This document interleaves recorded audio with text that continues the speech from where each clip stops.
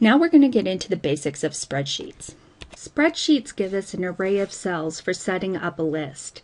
The lines are actually part of the graphic interface, and they help the computer and us agree on what an item is and how the positions of the items are related to each other. 4 of the 6 items in this particular example do not fit within the lines provided.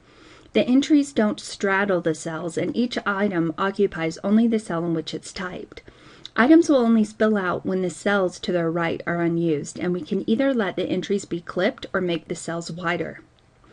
A common operation on any list is to alphabetize or sort it, but to do this you must specify which items you want to sort. First, you select the list by dragging the cursor across the cells. This will result in a selection which is indicated by this highlighting shown.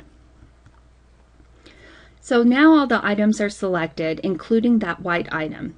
The item's a different color only because it was the first cell selected. So now we can go into the sort operation. We can do this either among the menu items, or we can use the icon. It's this little one here that has the A to Z with like the filter.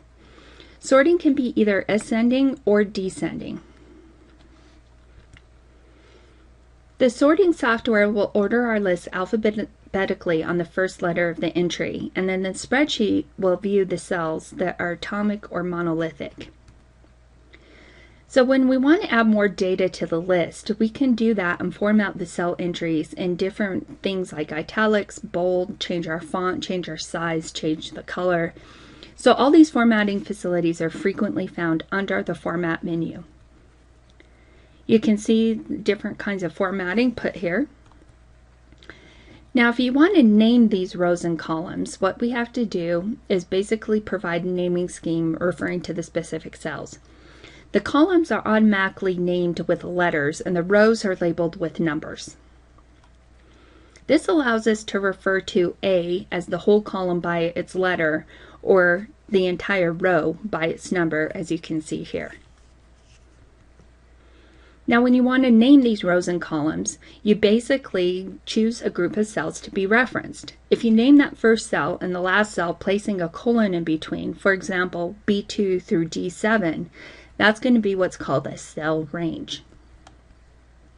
Now, headings are convenient to name the rows and columns with more meaningful names by giving them these headings, such as common name, genus, and species in our example here. So spreadsheets are formed from cells that are displayed as rectangles in a grid, and this is called an array. The information entered here is treated as an elemental piece of data, and the items can be sorted. So let's talk about some common spreadsheet operations. You can change the column width, you can change the column width automatically, you can cut, copy, paste the contents, you can do formatting, you can clear the cells, you can delete columns and rows, and you can hide a column. Now, spreadsheets don't have to contain just a single number to be useful. Their actually most common application is to process numerical data, and that's usually associated with textual information. Most spreadsheets will allow for both.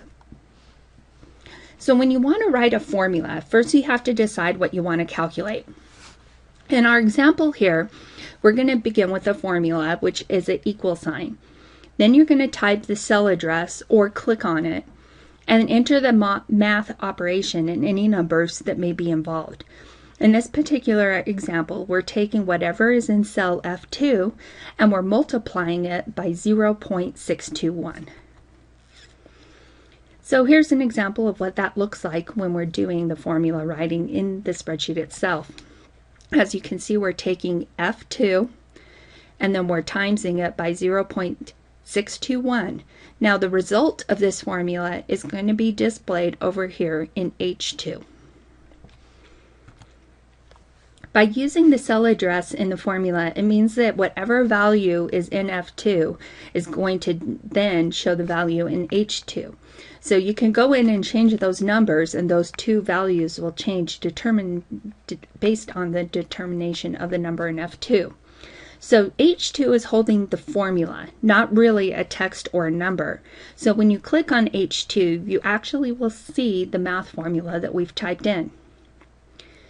So when you want to repeat a formula, you can do that for all other cells in that column. And you can enter them in the same ways we entered the first one, but you don't have to do it manually. Now, you can use the copy-paste feature. Now, you don't have to worry about it copying the formula exactly, because what it will do is it will pull the formula information into the other cells. When a cell is selected in Excel, it's indicated by the animated highlight. So you see the dashes will revolve around the box. The other spreadsheet software simply shows a solid box around the item. Now the cell's contents are going to be shown in the Edit Formula window.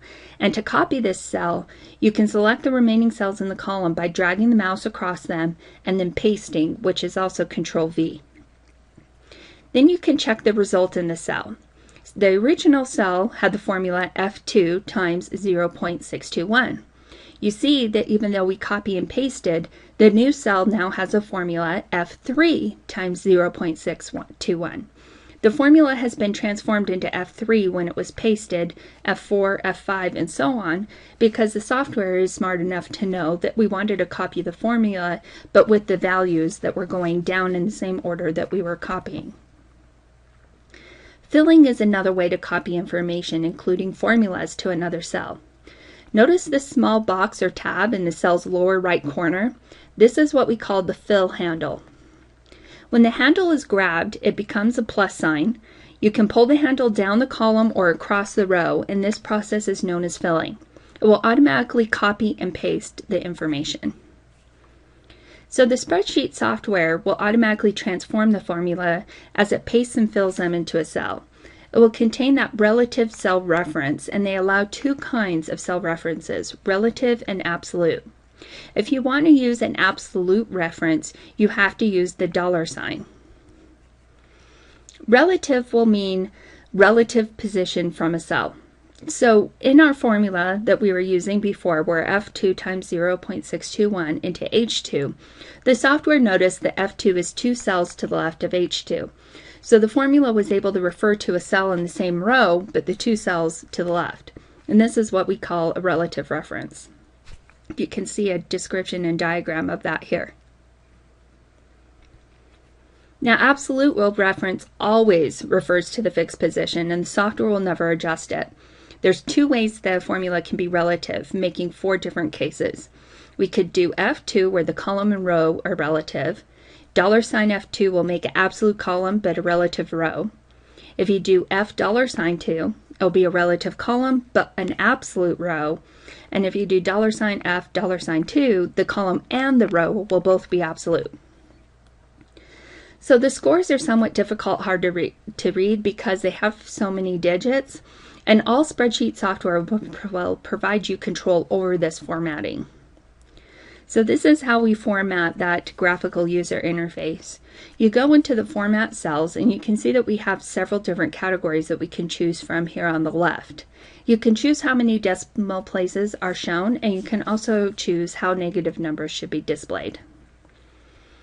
This graphical interface gives us control over the types of information in the fields, which we categorize as a category, and then the number of decimal digits for the number category is chosen. By setting to the thousands, we have a comma for the North American construct, and the display of negative numbers can also be chosen. Spreadsheet software will provide functions for computing, and a common summary operation is something that's like totals, sums, averages, maximums, and others. To use these functions, you can give the function a name and specify it in the cell range to be summarized in parentheses after it. In this example, we're using max J2 through J7. There's a full list of the function names under the Insert menu. You can see that when you go to Insert, you can do Insert Function, and then it will pull up the full list. A computation value will inherit the formatting of these cells, and when the function is then dragged across to the other columns, it will bring the formatting with it. Now you notice that we have a hidden column here between B and F. So we aren't right now seeing C, D, and E. When we unhide these columns, we have the final spreadsheet. Spreadsheets can also make charts, and we can organize our data and compute new values, but put it into this graphical formatting. It makes charts really easily, and we can select the values to be plotted and then just click on the chart button. You can see that we have several choices of graph styles, and the software will detect that the column has a heading and use that as the label or the point as a key to the right. Now, by clicking or right-clicking on any part of this graph, you can get a pop-up window that will offer editing options. So spreadsheets are convenient, versatile tools that simplify computing. Here's some ways that we use spreadsheets to organize. You could track performance in an exercise program, set up an expense budget, keep a list of books or DVDs, follow a favorite team's success, save records generated while online banking, or use it for an address book. There are several ways that you can use these spreadsheets to also solve problems. For instance, you can create a time zone cheat sheet. You can put together people that you want to chat with live in a different time zone. And it's not always convenient to chat when you want to call because they may be sleeping, working, studying, or some other. Conditional formatting is when you specify the format of a cell under certain conditions. You need to decide what conditions that you want to see. Much of the data that we're interested in comes from many sources, and it probably has already been organized. This data is called foreign data. Importing previously formatted data into a spreadsheet can be tricky, but spreadsheet software will make it easier. Spreadsheets prefer to import foreign data as tab delimited text. Text means ASCII text or files with a .txt extension. Numbers are represented as individual numerical characters rather than a single binary number.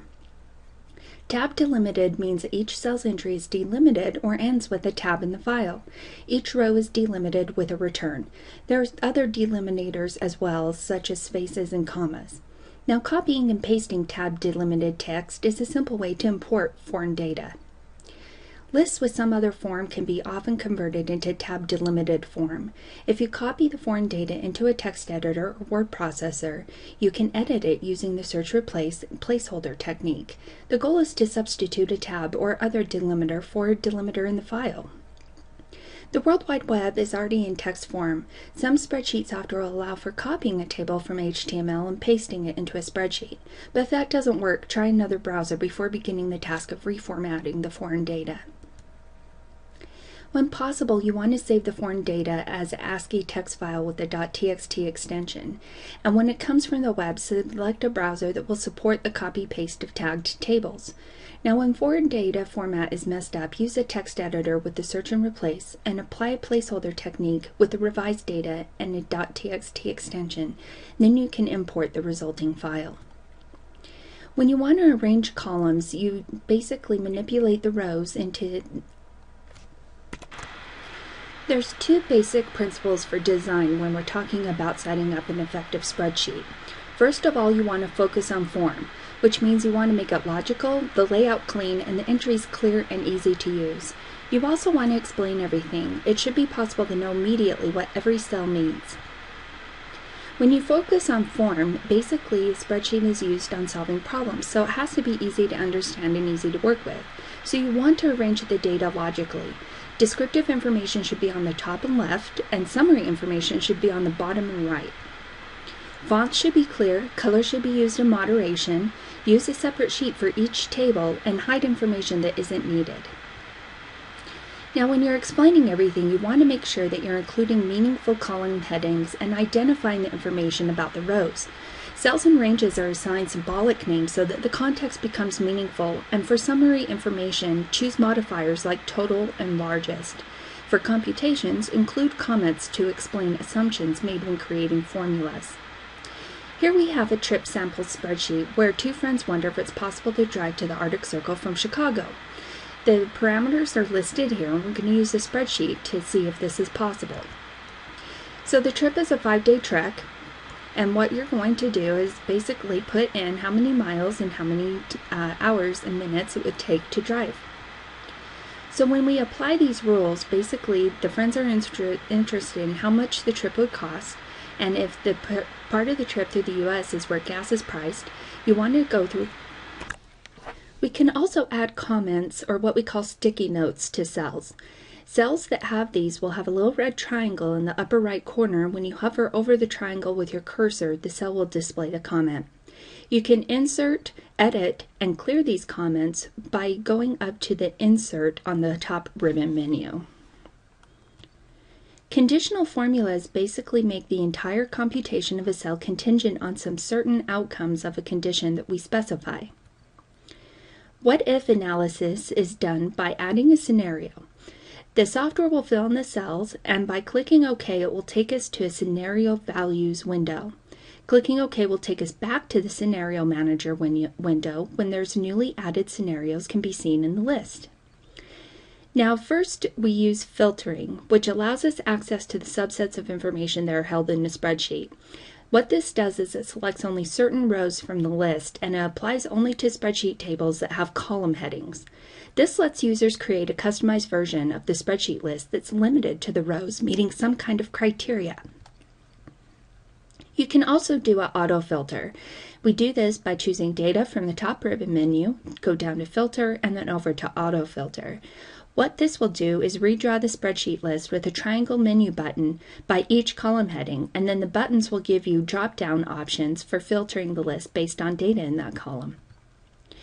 By clicking the button and having a preset of the options, you can include different sorting rows, display the rows containing a limited number of values, and display only those rows matching a specific value in that column. To apply Vance filtering, we want to provide a column name and filtering criteria. So you need to add a new column and then give this the same heading name as the column containing the data to be filtered. Then in the cell below the heading, you want to enter the criteria to indicate that the values in the column by the same name should be filtered for that criterion. To execute an advanced filter, you're going to run the actual filtering operation by choosing Data from the top ribbon menu, going down to Filter, and then Advanced Filter, which will display this window. You can see that the list range will give the dimensions of the list that's going to be filtered. This will also highlight the cells in the Excel worksheet so you can double check and make sure that you're choosing the right data. The criteria range is where users specify the setup column, and the range covering the heading and the criteria is at the bottom. By clicking OK, you'll produce a filtered table. This is what it would look like once you have the filtered table done. Now to execute an advanced filter and restore to the original table, you want to go to Data on the top ribbon menu, down to Filter, and then Show All. The Copy option in the Advanced Filter window will specify a new place on the spreadsheet to place the filtered result. You can either put this on a new tab, a new spreadsheet, or within the original spreadsheet itself. The Advanced Filtering feature allows multiple criteria, and this is specified during the setup by defining multiple columns. Then the criteria range is enlarged to cover all criteria, and filtering can be an extremely useful tool. So in summary, we've talked about the basic principles which underlie the design of effective spreadsheets, which is focusing on form and explaining everything. We talked about how conditional formatting can apply an interpretation to the data in a spreadsheet so it's easy to perceive. We talked about conditional formulas using the IF function to allow complex case-specific data definition analysis. We talked about naming the cells and regions to allow parts of it to be referenced in a convenient and less error-prone way. We talked about a little bit of the what-if analysis. It talked about how powerful this application is in spreadsheets, which consequences of alternative information can be assessed. And we also spoke about filtering effectively to customize spreadsheet data to particular cases. Now we're going to talk a little bit about database concepts. Here we want to talk about the differences between everyday tables and database tables, and we'll use XML to describe the metadata for table information. We'll understand how the concepts of data are. Next, we're going to talk about database concepts. It's important to know the difference between tables and databases. When we think of databases, we think of tables of information. iTunes will show the title, artist, and running time on a row for your music. Cars information is one line in the state's database of automobile registrations, and the U.S. is a row in the demographic table for the world's listing of country, name, population, etc. These images will show how the row of data is described using tags. Here you can see what the HTML will look like in the table row, and then the HTML is down below, showing the country, population, fertility, and so on.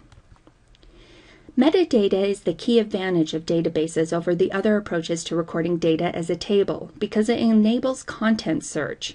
Two of the most important roles in defining metadata is to identify the type of data, making sure that each different type of value is given a very unique tag, and then define the affinity of the data, which means that tags will enclose all the data that is logically related.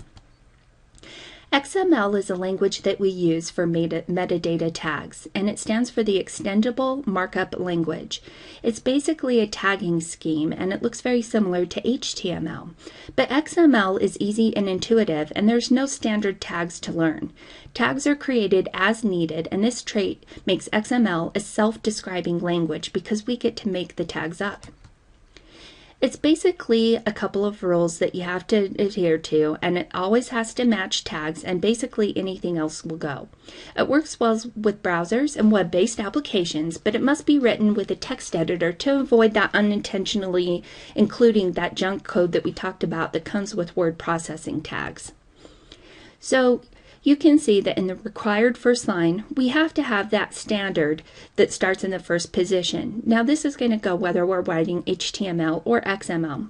But you can see that the example here is the XML version 1.0 with the encoding of UTF-8. Then your first tag is going to be what we call the root element. This must enclose all the file's content, and it will appear on the second or possibly the third line, very similar to the HTML tag. Closing tags all have to be the /close, just as in HTML. And in the element naming, we want them to contain letters, numbers, and underscore characters. In other words, you do not want to use capitals, symbols, or spaces. Names can't start with a number or a punctuation character, and they can't start with the letters XML or XML, even lowercase. Names also can't contain spaces. There is case sensitivity, and the proper nesting, just as in HTML, needs to be adhered to. You have to have attribute values that are quoted. The paired single quotes or apostrophes or paired double quotes are okay, but you want to type inside the other if needed. Don't use any kind of curly quotes of any type. And white space is preserved and converted into a single space, just as in HTML. And then the XML comments will have the form of an angle bracket, explanation point, dash, dash. Then you put in your comment text or note, whatever it may be, dash, dash, angle bracket. As with HTML, the tag and its companion closing tag have to surround the data, and it can't contain spaces. You can use uppercase and lowercase, but So while uppercase is allowed, I wouldn't suggest it because XML is case sensitive. And also, like HTML, XML doesn't care about the white space between tags. It will be reduced down to one space. So here's an example of XML. In this scenario, we're creating a database for the Windward Island Archipelago in the South Pacific, and we're going to plan what information is going to be stored. So we have the island, the name, and the area. You can also see that we have this header tag, which is going to be included in all XML. Note the question mark at the beginning, and also note that we have standard UTF-8 encoded characters. Now, to create a database of the two similar items, we're going to put both sets of information in the file. And as long as the two sets use the same tag for the common information, they're going to be combined. Then any extra data is allowed, and additional tags can be created to identify which one is being used. So the group sets of information by surrounding them with tags, and these tags are the root elements of the XML database. A root element is defined as the tag that encloses all the content of the XML file. So here's an example of what the XML file for the Geographic Features database would look like. HTML tags can have attributes to give additional information, and XML also has attributes. They have a similar form, they must always be set inside simple quotation marks, and the tag attribute values have to be enclosed either in paired single or paired double quotes. Again, remember, no curly quotes here. Writing tag attributes should be easy, and the rules for using quotes are pretty straightforward. Using the attributes is to give you additional metadata, not for actual content. So it's a very flexible way to encode your metadata. Now, the identification rule means that you want to label your data with tags consistently. Since you're choosing the tags, you need to make sure that you always surround that kind of data with that same kind of tag, and this will help you keep the data together. The affinity rule means that you're grouping data referencing an entity. You're going to enclose in a pair of tags and all tag data referencing the same thing. Grouping this will keep it all together, but it also makes that association of the tag data items as being related to each other. The collection rule is to group instances.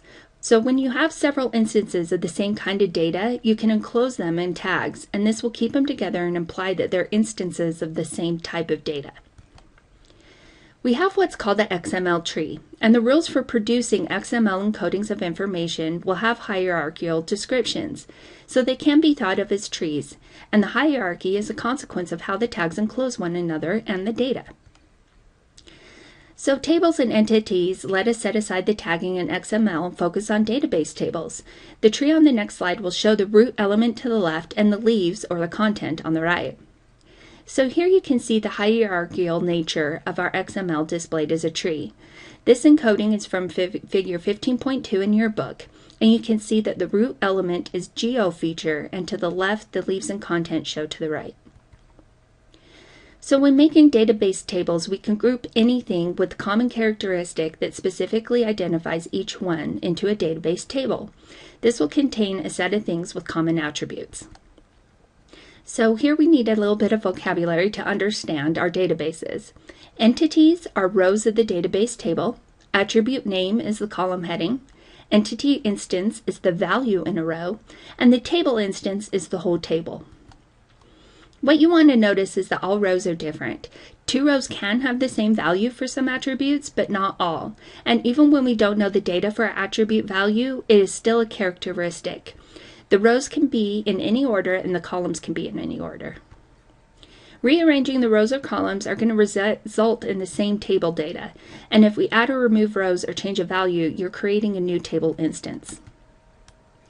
So let's talk a little bit about entities. A database table can be empty. It's basically just a table with no rows. An entity is anything defined by a specific set of attributes, and it exists with a name and column heading. Now, once entity instances have been specified, there will be rows, and among the instances of any table is the empty instance. But everyone is different. So amoebas are not entities because they have no characteristics that allow us to tell them apart. One-celled animals are entities. In cases where it's difficult to process the information specifically identifying an entity, you might want to select an alternate encoding. Entities are the data of the databases.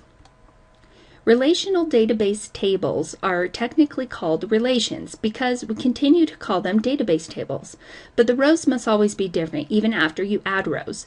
You need to be sure that the table has all of the attributes or columns needed to tell the entities apart, and you can always add a sequence number to guarantee that every row will be different. By itself, repeated data in a column is not a problem. We are interested in columns in which all the entities are always different because they can be used to look up the data. Such a column is called a candidate key. It doesn't have to be just one column. It can be multiple columns together. Primary keys are the candidate key that the computer and the user will agree will be used to locate entries during database operations. It's possible to succinctly describe a database table with a database scheme or database schema. Attributes are listed one per row, and for each attribute, the user specifies its data type and whether or not it's a primary key. It's also customary to include a brief description, and the database scheme is the database table's metadata. Now, to get information from database tables, we write a query describing what we want. A query is just a command that tells the database system how to manipulate its tables to compute the answer, and the answer will be in the form of a database table. We need to know 6 operations here. Project picks out and arranges columns from one database table to create a new, possibly narrower table. Select will pick out rows according to specified criteria. This cross-product operation will combine 2 tables in a process like multiplication. For each row in the first table, we'll make a new row by appending a row form in the second table, and all combinations are in the result. The order in which the 2 operations are applied doesn't matter. Because we pair all rows, a table with m rows as a number crossed with a table with n rows will produce a table with m times n rows. Using a cross product with other table operations is powerful. Union operations combine two tables with compatible attributes or columns. The result will have rows from both tables, and any rows that are in both tables, only one copy will be included in the result. The difference operation is the opposite of the union operation.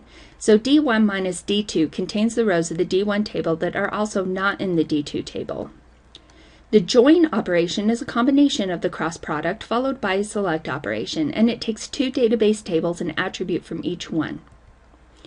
Join crosses the two tables and then uses select to find the rows of the cross in which the two attributes match.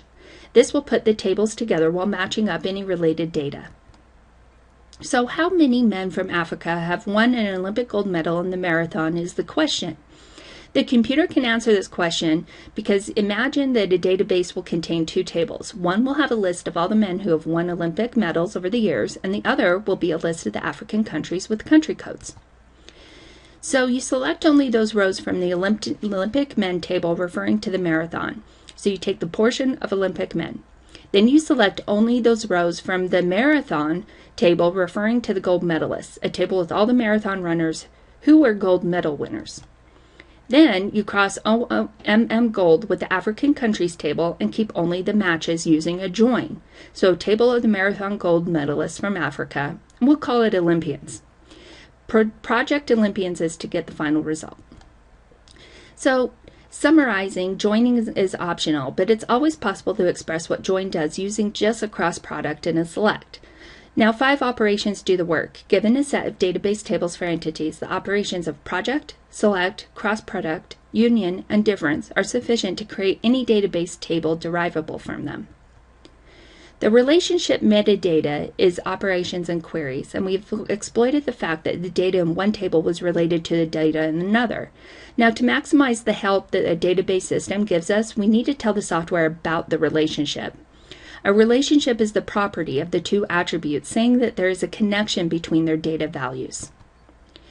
SQL is the language of databases, and it's the most widely used database language. It's called Structured Query Language, and we pronounce it SQL. The operations we call project and select are combined into one command where select uses where to specify the formula, and users inner join rather than just join.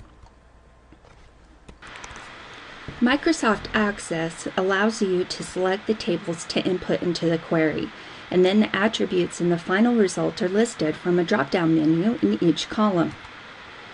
Once the attributes are selected, constraint formulas can be entered into the criteria row. But you have to tell the database system the attributes that refer to the same information, so you have to show what relationship exists between these two fields. On releasing the mouse, a line will be drawn indicating the relationship, and then it will be ready to run the query and build the table. There's two forms of tables in databases. We have the physical database, which is stored on the disk drive of the computer system and is a permanent repository, and then the logical database, which is the view of the database created for users on the fly or customized for their special needs. The physical database is designed by database administrators, and the data must be accessed fast. This is set up to avoid redundancy or duplicate information, and there's a good chance that the data stored here will not be updated. A logical database, on the other hand, allows users a view of the information that they need and want. It doesn't exist permanently, but it's created every time you need it. It's retrieved from the one copy stored in the physical database and then provided to the users as needed. By creating a new copy each time, the advantage of the logical database is that it can create specialized versions of the database for each user, and different users want to see different information, so it allows that level of customization. A query is a specification using the 5 operations and the join that define a table from other tables. Queries are written in the standard database language of SQL, and that allows a new query to be run each time it is selected or opened. So in summary, we followed a path from XML tagging through the construction of logical views using QBE. You learned a lot. Including XML tags are an effective way to record metadata. It's used to identify values and can capture the affinity among the values for the same entity. Database tables have names and fields that describe the attributes. The data that quantitatively records each property has a specific data type. The 5 primitive operations on tables are select, project, union, difference, and product, and these operations are the only ones you need to create new tables from other database tables. Join is a useful operation that associates information from separate tables in new ways, and relationships are the key to associating fields in the physical database. The physical database resides on the disk drive, and there's a direct connection between the theoretical ideas of database tables and the software of database systems. Next, we're going to talk about a case study in database organization. Here you want to be thinking about a database in regular versus irregular data. Now, relational databases can be tables with regular rows, attributes, keys, and relationships, and this will allow for queries where computers do all the organizing and displaying. But data needs to be regular, meaning that it will follow a rigid structure that's imposed on it. Relational databases may be powerful, but often the information recorded isn't considered regular. So here's some ideas about iDiary. They'll hold information that's found daily, such as text, photos, URLs of interesting sites, animations, poems, videos, etc. We're going to use XML to specify the metadata, and we're going to follow identity, affinity, and collection rules. So collecting the information is not necessarily organization. The data does need a structure, but organizing the data will help us keep track of what we have and help the computer display it. For the iDiary case study, the database is going to be organized using time and date sequences. So when we talked about physical versus logical in the last section, we talked about how the XML tree is a physical database and not the relational. The logical database is our view of iDiary, and for querying it, we need to use Xsl, which is a tagging language. That stands for Extendable Stylesheet language, and it's an integral part of XML and standardized web databases. So when creating, we want to start small and then add as we go. The small database is working, then we can add new features, and as it no longer works, then we can troubleshoot and figure out how that feature has an error. That's also part of the debugging process. So here we have a journal of interesting stuff. You can see what the example of the planned iDiary is going to look like here. So let's talk a little bit about XML. The entries in the database are going to be a list of countries. Each is going to have a name and a tour that contains a list of sites, and then the name of the file contains the country's flag as a tag attribute for the name tag. So this is what our XML will look like. We have country, the name, flag, tour, site, and then closing all of those. As a standard text editor to enter the data, we're going to add the tags as we go. The file has to have the XML file extension, and it will include that header code that we always talked about as the first line of the file. The root element is going to be the collective tag enclosing all the items, and travels is going to be the root element in this tree. Crunchies are going to be listed within this structure, and you're going to save the file as travels.xml. Now the file will be shown in a browser to use a style sheet, and when the second line is commented out, the browser is going to show the XML tree. Color coding will help us check that the structure is right. So the display is considered active, meaning that our tags can be opened and closed in the affinity or collection manner. So we can close the tour tags by clicking the little minus signs and then expand them by clicking the plus sign. Closing parts of the database will allow us to see some tags without the clutter of other tags. So here's an example of what that looks like. The display of travels.xml without the styling will allow us to see and expand or contract the different areas. Now the style information will tell the browser exactly how to display a markup language like XML. The tags are eliminated when using the style information, and then the information is displayed based on the style description. So you can see an example of that here. The display of travels.xml is going to be using travels.ss.xsl style information.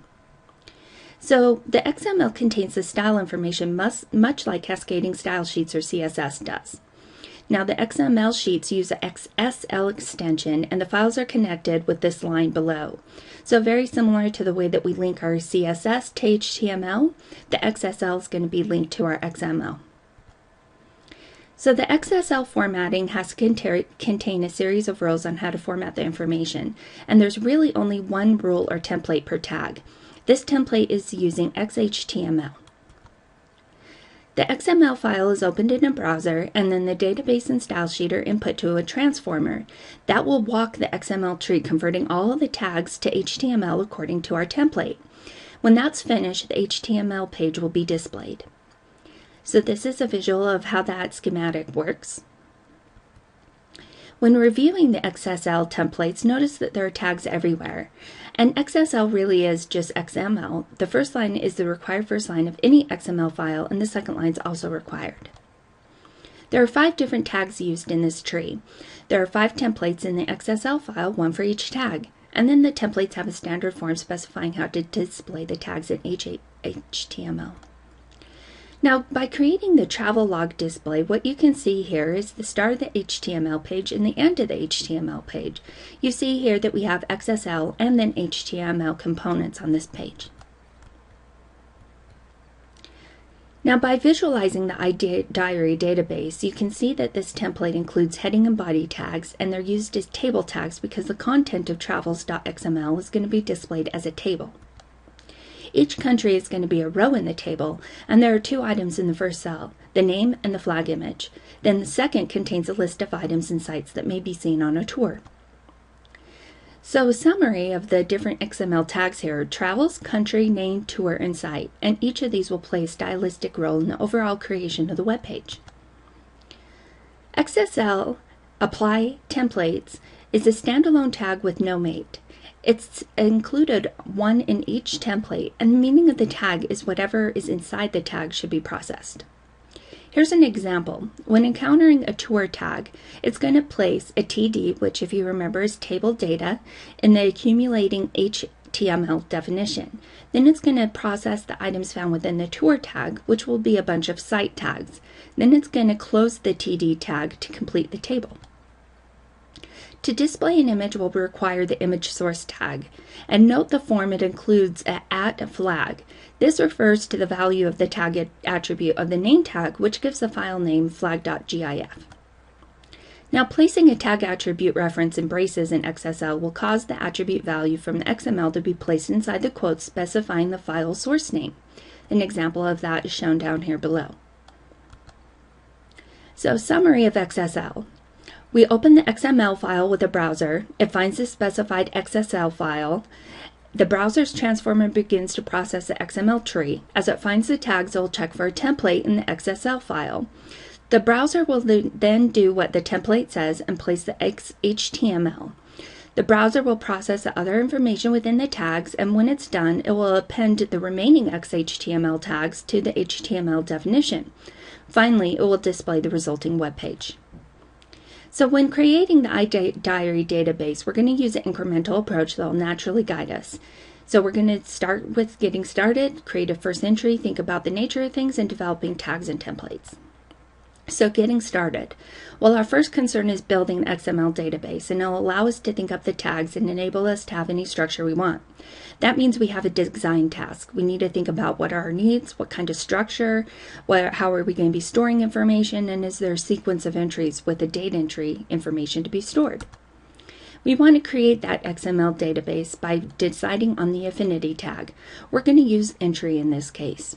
Second, we're going to decide on the collection tag, and we're going to use iDiary for this.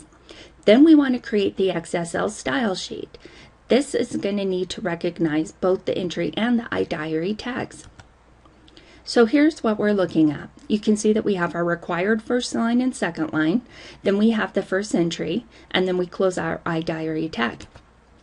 This contains a setup for the web page, the title, the heading, and the italicized comment at the start of the page. This is the first entry, and this is what it would look like if we displayed this on a web page at the moment. Now we need to create our first entry, so we're going to consider what goes inside each of these tags. Let's start with the date of September 19th. Since the entry is the entity that's going to the database, we want to include the date is part 1 in date, and the content is part 2. We're going to use cool since the content will include cool stuff. Now, date tagging refers to the decision surrounding the metadata for calendar dates. Since the data in the databases is atomic, we can refer to the day, month, and year separately if it's written as shown below. However, shown below would be a lot to type. So you can see what it looks like here. What we want to do is add the templates to the idiary.xsl file. The two tags will both be displayed as list items with the li tag, and the CSS properties will identify how each li tag will look. This is what it would look like in a web browser. So we're going to use class styling here. Now, we may have some unfamiliar CSS that we're going to be using as features in this portion, but if you ever have any questions about the information on the types of features that we're using, you can always go to w3schools.com, and there's a plethora of information about any CSS, HTML, and XML there. Here's the CSS styling for the two classes of the list items, date and entry. Now here you can see that it's written in CSS type code, and it tells you on the right hand side what each of these are going to do. So think about the nature of things. When you create an entry, all the information must be captured digitally, and the data can take many forms. But these forms will affect both the XML and the XSS. When we create an entry, all of the information must be captured digitally. Data can take many forms, and these forms will affect both the XML and the XSL definitions. We need to recognize the need for specific tags, and when considering the design of the XML, we need to notice that we have to specify different data for each type of content, such as link, image, text, and video. Each tag will require that we specify different information and require different formatting, so the text within each tag can take several different forms, such as titles, quotes, or poems. So when you're choosing specific tags, know that different kinds of data need different tags, and a new tag is assigned to each kind of data stored in iDiary. So when we have the poem tag, it's an affinity tag grouping 3 other tags that give the name, title of the poem, the author, and the lines. In addition to the title, there is included the p_ title for the poems. Here, title is going to be centered and larger than any normal text. Because there is a need for different tags and different kinds of information, the role of the cool tag will change slightly. Previously, it was identification tag and enclosed to the most interesting things. Now, the role of the cool tag is that of an affinity tag. It's going to group together all the different forms of information. So the title tag is going to announce the most interesting thing entry. So I'll say the digital diary. The text will be centered and use HTML heading tags to enlarge the font. The link tag is going to specify a web link, and it has 2 parts. The tag will enclose the anchor text, and the URL is specified using the tag attribute.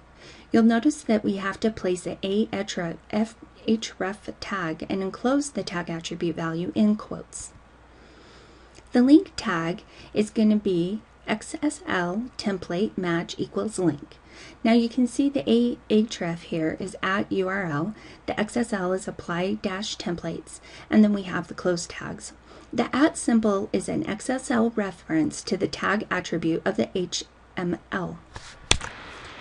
The picture tag in XSL is a little bit different than the other tags we've seen. You can see it is a standalone tag and it doesn't enclose anything, but there's also no need for the Apply Templates tag. The quote tag is an example of text that should be set off and noticeable. Use the block quote HTML tag and style it like this. We can style the implementing block quotes in the head section of the page, but it's just as easy to style it in line. By classifying different types of text, there's going to be tight control on the format of the page. Now in the poetry tags, we're going to identify several different attributes, and since they're enclosed in the affinity tag, we're going to be taking the title, author, and lines and putting that towards this attribute. So this is what the poetry tag template would look like. You're going to have all of these different things, H3, H4, italics, and a line break. Now to include videos, we have to embed a connection to the player. Most sites that stream video have an embed button near the video, and clicking it will give you the HTML code you need to show the video. You can then copy and paste this code and package this information into an XSL template. So here's what a video tag looks like. You can see that the Planet Kepler here is something that we're just pulling off of YouTube, and you can see that it has this iframe HTML there. So you can develop the XML and XSL as you did for the standalone picture tag, and this approach allows for simply providing URL and getting the formatting window automatically. The Xsl text is going to use the iframe text format. You want to replace the URL with a reference to YouTube and put the URL attribute at URL instead. Now notice that there's one additional change from the text that we received from YouTube. The last attribute in the iframe tag is allow full screen. This is not a legal attribute since they are to be followed by an equal sign and a value. And this attribute is saying that it's okay to let the user display at full screen size. So we want to allow full screen equals true. Another video source is YouTube Best D tag, and it probably won't work for other videos. So we may need to develop a new tag for each kind of video source. To make an Xsl template for a new video tag, do the same thing you did before by removing the URL, replace it with @URL, and set the two attributes to be assigned to the value true. Now, if you want to archive photos, what you can do is take the iDiary XML and the XSL files and photos on the desktop and place it in a permanent location. You want to store these photos in a separate folder within the folder, calling the two database files IM files. And there are two choices for specifying the path to these pictures. You can either add the path in the XML file, or you can add it to the Xsl file. The first solution is going to be a little more flexible, allowing references to other images stored elsewhere. Now, all the information in the database can be displayed, but you don't have to, although we tag everything and we provide a template to process each tag, we don't have to display all of it. We can add a personal tag that will enclose our personal thoughts, and we can basically put it inside to give us our own display personal information, and it's wise to include a comment to remind ourselves what we're doing there. Now you need to tell the transformer to process information enclosed in the tag or to leave it out. And if the transformer gets to this personal tag, it'll check and see what to do. With no instructions, it won't apply anything, it'll just get that information. But note that including the personal information in the file without enclosing any tags, or tagging it but not providing the template, will result in that information being displayed. So we have to create a template for a new entry in the XML database and use placeholders or dummy file names for URLs, widths, etc. And then we cut and paste this template and edit it into the specific content for the new entry. This is what an example of that would look like. So from this case study, we have seen that XML databases can record irregular data that relational databases can't. An XML database can be directly displayed by opening it on a browser, and we can add style sheets to make and build templates in XSL. A complex database can be set up incrementally, adding tags and templates one at a time and checking that they work. Next, we're going to talk about the fundamental concepts expressed in JavaScript. So what we want to do is tell the difference between name, value, and variable. We also want to list three basic data types and the rules for specifying them, explain the ways in which assignment statement changes a variable's value, write expressions, and write conditional and compound statements. So programming is the act of formulating an algorithm or a program, and a symptomatic means of solving a problem. So someone and a computer can follow the instructions and produce the intended result for every input every time. The program must be able to perform or to be executed without the programmer. In other words, all steps must be spelled out precisely and effectively, and contingencies must be planned for. So you have to think about these different concepts and think about what contingencies may happen. The basic programming concepts will provide us the tools needed to formulate any computation, but trying to program an algorithm precisely using English is not very useful. Natural languages are way too ambiguous for directing anything as clueless as a computer. So we're going to talk a little bit about names, values, and variables, declarations, data types, assignment, expressions, and conditionals. This is how we're going to give that specificity to the computer so that it can execute our instructions as we intend. So names have changing values. Names and values are separable in programming, and they always can change. For instance, here we have the names: U.S. President, Chief Justice of U.S. Supreme Court, James Bond, Queen of England, UN Secretary General. Now you can see that there's current values and previous values assigned to each of these names. So names change values. The program is a fixed specification of a process, and as the process evolves, names have to refer to these new values. In computing, the name is always separable from the value, and the value can be changed. So in programming terminology, the names are called variables. Variables mean that the values can vary. And the most commonly used programming language operation is the command to change the value of a variable, and this is called assignment. The letter sequence that makes up a variable's name is called the identifier. They have a particular form, and they have to begin with a letter followed by any sequence of letters, numerals, or the underscore symbol. They're not allowed to contain spaces. So there's two features of identifiers. The underscore symbol can be used as a word separator, and that will make it more readable since we don't have the ability to use spaces. And they are also case sensitive, so you can use uppercase and lowercase letters. However, with this, I also suggest that you use lowercase only to make it more simple. Programs are usually written starting from scratch, and the first thing to do when writing any program is to state or declare the variables that are going to be used. By declaring variables, you do this with a thing called a declaration.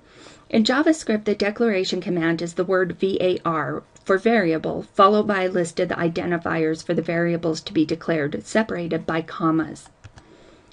So in this particular command, we have var area, comma, radius, semicolon.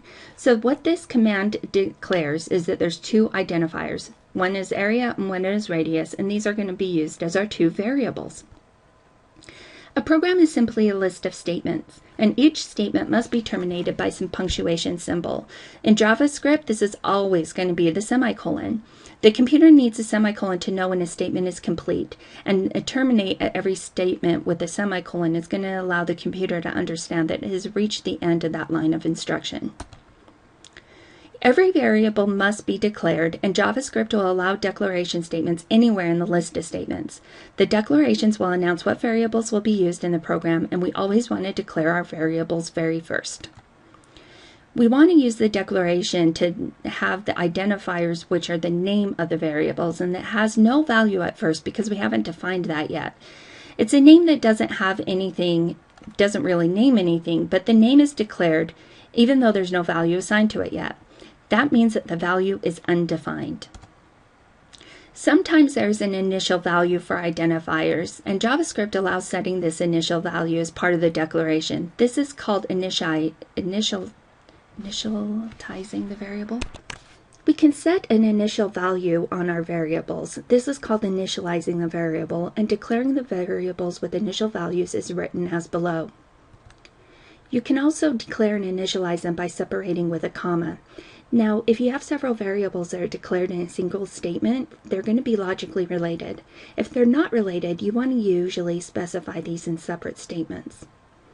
There's three basic types of data in JavaScript: number, strings, and booleans. We have a couple of rules for writing numbers. The unusual aspect of numbers in JavaScript programming is that there's no units, so you can see here that if you want to do a percentage sign or a dollar amount, you have to use the numeric form only. Standard computer numbers have about 10 significant digits. Number in computer arithmetic is unexpectedly subtle, and as a general rule, the safe zone for the numbers in the range from 2 billion to 2 billion plus or minus. Now, strings are common kinds of data, and they're sequences of keyboard characters. A string's always surrounded by the single or double quotes, and they initialize a declaration, but they're needed when manipulating text. There's a couple rules for writing strings in JavaScript. We've already covered that they have to be in the single or double quote. We also say that most characters are allowed within those quotes except the return character, backspace, tab character, and backslash. Double quoted strings can contain single quotes and vice versa.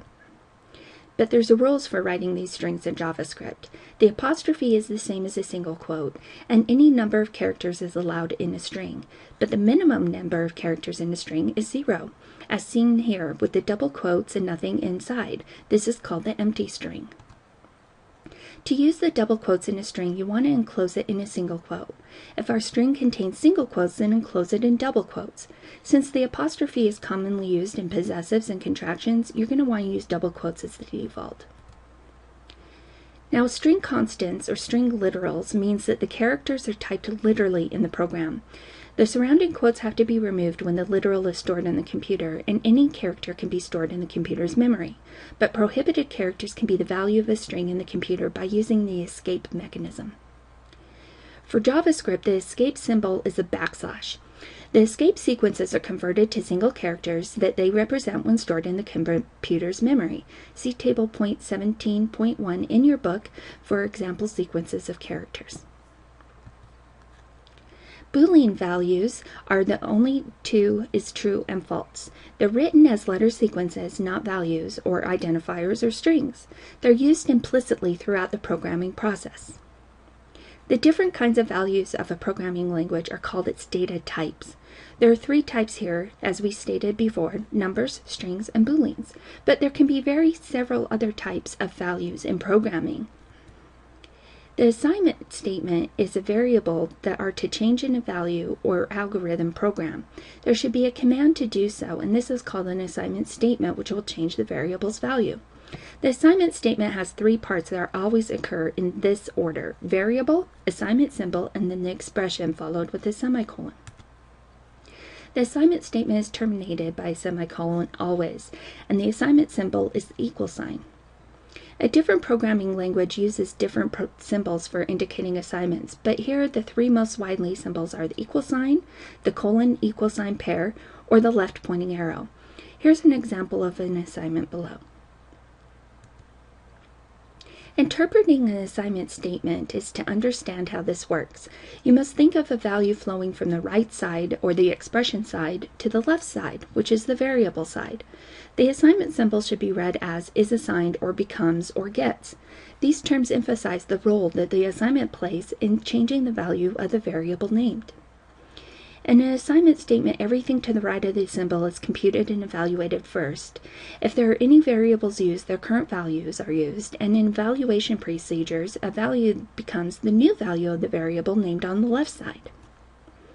Executing the sample assignment statement, weeks equals days /7. This means that the current value of days is retrieved from memory, and then that value is divided by 7. The answer will become the new value of the variable weeks. So there's three key points about an assignment. All three of the components have to be given, the flow of the value to the name is always right to left, and the values of any variables used in the expression are their values before the start of the execution of the assignment. This last point is the most important. So from now on in our JavaScript study, everything we learn, we can try it in the Firefox browser. And learning programming is an active state. So what we're talking about here is we want to do hands-on assignments, and practice is what is going to help you. Expressions describe the means of performing an actual computation, and they're built out of variables and operators, such as addition and subtraction, and multiplication and division. These are called arithmetic operators. Expressions usually follow rules similar to algebraic formulas, and multiplication must be given explicitly with the asterisks. So you do something like A asterisk B. Multiplication and division are performed before addition and subtraction, and they have a higher precedence than addition and subtraction. Parentheses can bypass that order. So superscripts are prohibited, and some languages have an operator for exponents or powers, but not JavaScript. If we want to square the value of x, you have to times it by itself, doing x times x. Operators like plus and star are called binary operations because they operate on two values. The values are called operands. There are also unary. Another useful operator is mod. This will divide two integers and return the remainder. Relational operators make comparisons between the numerical values. This relationship is tested, and the outcome of the comparison is a Boolean value of true or false. The equal to relational operator is a double equal sign, and it's not equal to. The operator will use the exclamation point. The relational test results in a true or false outcome, Either two operands are related to each other or they are not. It is common to test two or more relationships together, and this requires that the relational expression results be combined. So we use logical and this plays the same role as and plays in query expressions. The outcome of A and B is true if both A and B are true, otherwise it will be false. The operands A and B can be variables or expressions or a mix. So here's an example of what that looks like in a table. Logical OR is the outcome of A or B is true if either A or B, and if they are both true, it will only be false if both are false. So since and or have lower precedence than the relational operators, the relationals will always be tested first. And it doesn't matter how the operands of or are produced, it only matters that they are true or false values. Then we have what's called logical not. It's a unary operator taking only a single operand, and the outcome is opposite of the value of the operand. By placing the logical not operator in front of the parenthesized expression, you'll have a new expression with the opposite outcome. Operator overload is a technical term meaning the use of an operator with different data types. So this is when you're combining strings to numbers or numbers to booleans or strings to booleans. Operators will usually apply to single data types, so for instance 4 plus 5 would produce the numerical result of 9. But if the operands are strings, what does the plus mean? Well, you can use this with strings and it will join it by the operation of concatenation. This means that the two strings are placed together if you want them joined. A conditional statement or a conditional makes testing numbers and strings simple, so the conditional will have the following form. The Boolean expression is evaluating the true or false, and then the then statement is a JavaScript statement. The Boolean expression is called the predicate, and it is evaluated resulting in the true or false outcome. If the outcome is true, then the then statement will be performed, but if it is false, then it will be skipped. Writing the then statement indented on the following line is a common practice. Programmers write the then statement indented on the following line to set it off and emphasize its conditional nature. Programming languages allow for a sequence of statements in the then statement. You can group these multiple statements by surrounding them with the curly brackets, and that will collect a single statement together to become a compound statement. The opening curly bracket is placed immediately after the predicate to signal that a compound statement is next, and then the closing curly bracket will be placed conspicuously. The closing curly bracket is placed on its own line after the last statement within the compound, and it should not be followed by a semicolon. The if-else statements contain statements that will be executed when the condition's outcome is false. The Boolean expression will be evaluated first, then if the outcome is true, the then statement will be executed. The else statement will be skipped, but if it's false, then the then statement will be skipped and the else statement will be executed. So both the then statement and the else statement can contain an if-else. The rule in JavaScript and most other programming languages is that the else associates with the immediately preceding if. This can be confusing to read, but the best policy is to enclose the then statement or the else statement in a compound curly brace whenever they contain an if-else. So here's an example of what that looks like. You have the outer if on the two ends, and then you have two inner ifs within. So in our program, we use the espresso statement to make a program that would compute the price of 4 different kinds of espresso drinks based on the type, the size, the number of shots, and the tax. You can see what that looks like here with the inputs, the outputs, and then what the actual lines of the program would be. The first part is the type of drink, which is our input. The size of drink is the ounce. The number of additional shots is an integer, giving the number of shots. You can see how these show up in the different lines of code. The input variables are going to be listed at the very start of the program, as is the output, and the input variables are assumed to be given. The program's going to create the output. So you can see that the input is here. The program's going to create this output based on 8.8% sales tax. and the output is declared to be a variable in the first statement of the program. Now see that statements 3 through 5 determine the kind of drink and establish the base price. The following lines will be executed, and then the purchase of a double tall latte would be executed, as seen here. 4A will be executed as the test ounce of 8, which has a false outcome, so its then statement is skipped. Line 4B is executed, so the ounce 12 test is true, so then the statement will be executed. In this case, 4C is executed to 16, and then the test will fail, so the then statement is skipped, which will take us to line 5 being executed. An Americano test fails, so then the statement is skipped.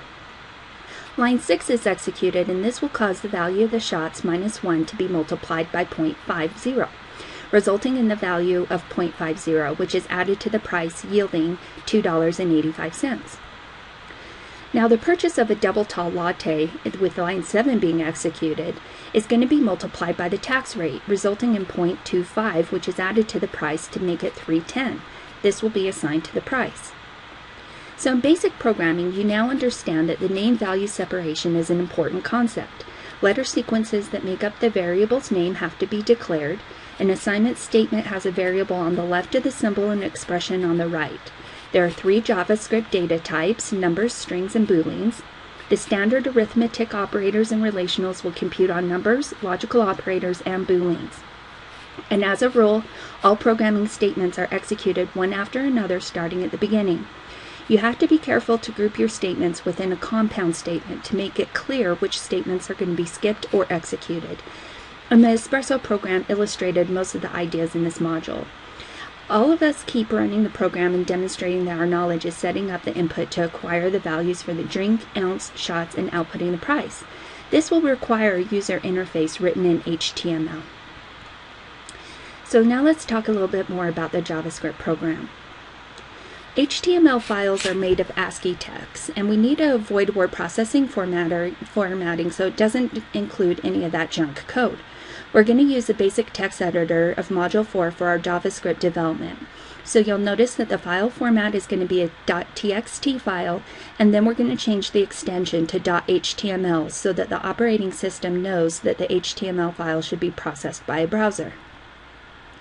So we're going to open the starter page.html and save it to a file named bean.html. To include the JavaScript in the HTML file, we're going to enclose the JavaScript in this link type. It's going to be script type equals text/JavaScript, and then close script tags. By creating our JavaScript, the information included in these tags is going to be the subject of this module. To test our program, we're going to save it, find the file on your computer and open it, and then the JavaScript is going to run with HTML. So the HTML will look like this. We're going to have our HTML tag, then header.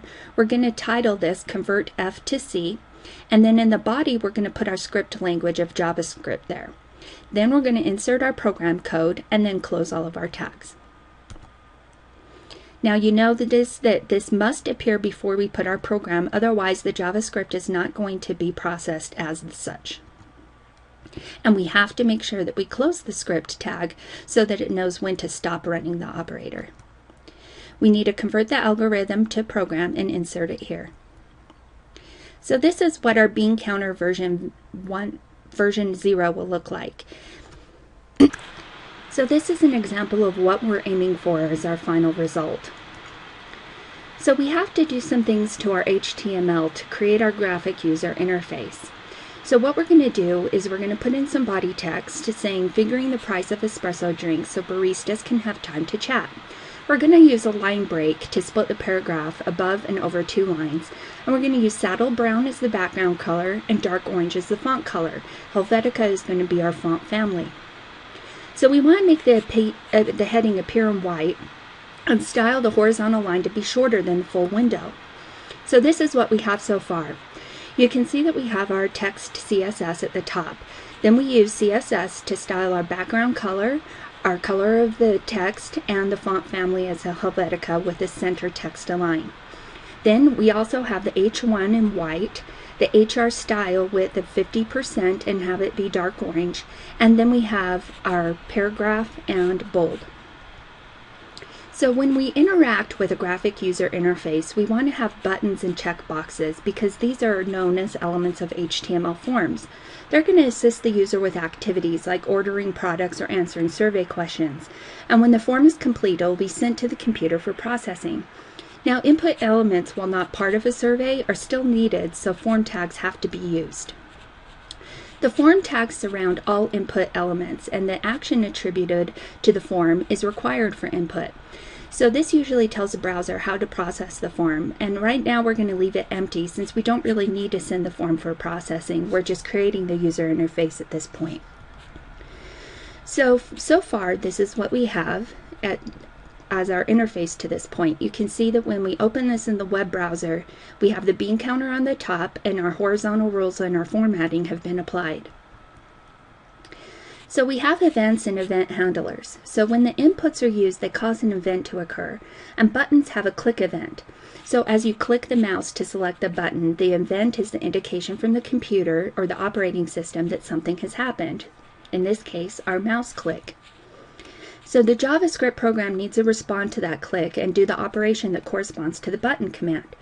When JavaScript finds out about the event, it will run a piece of the program called the event handler, and that's going to be the part of the program that will respond to the mouse click.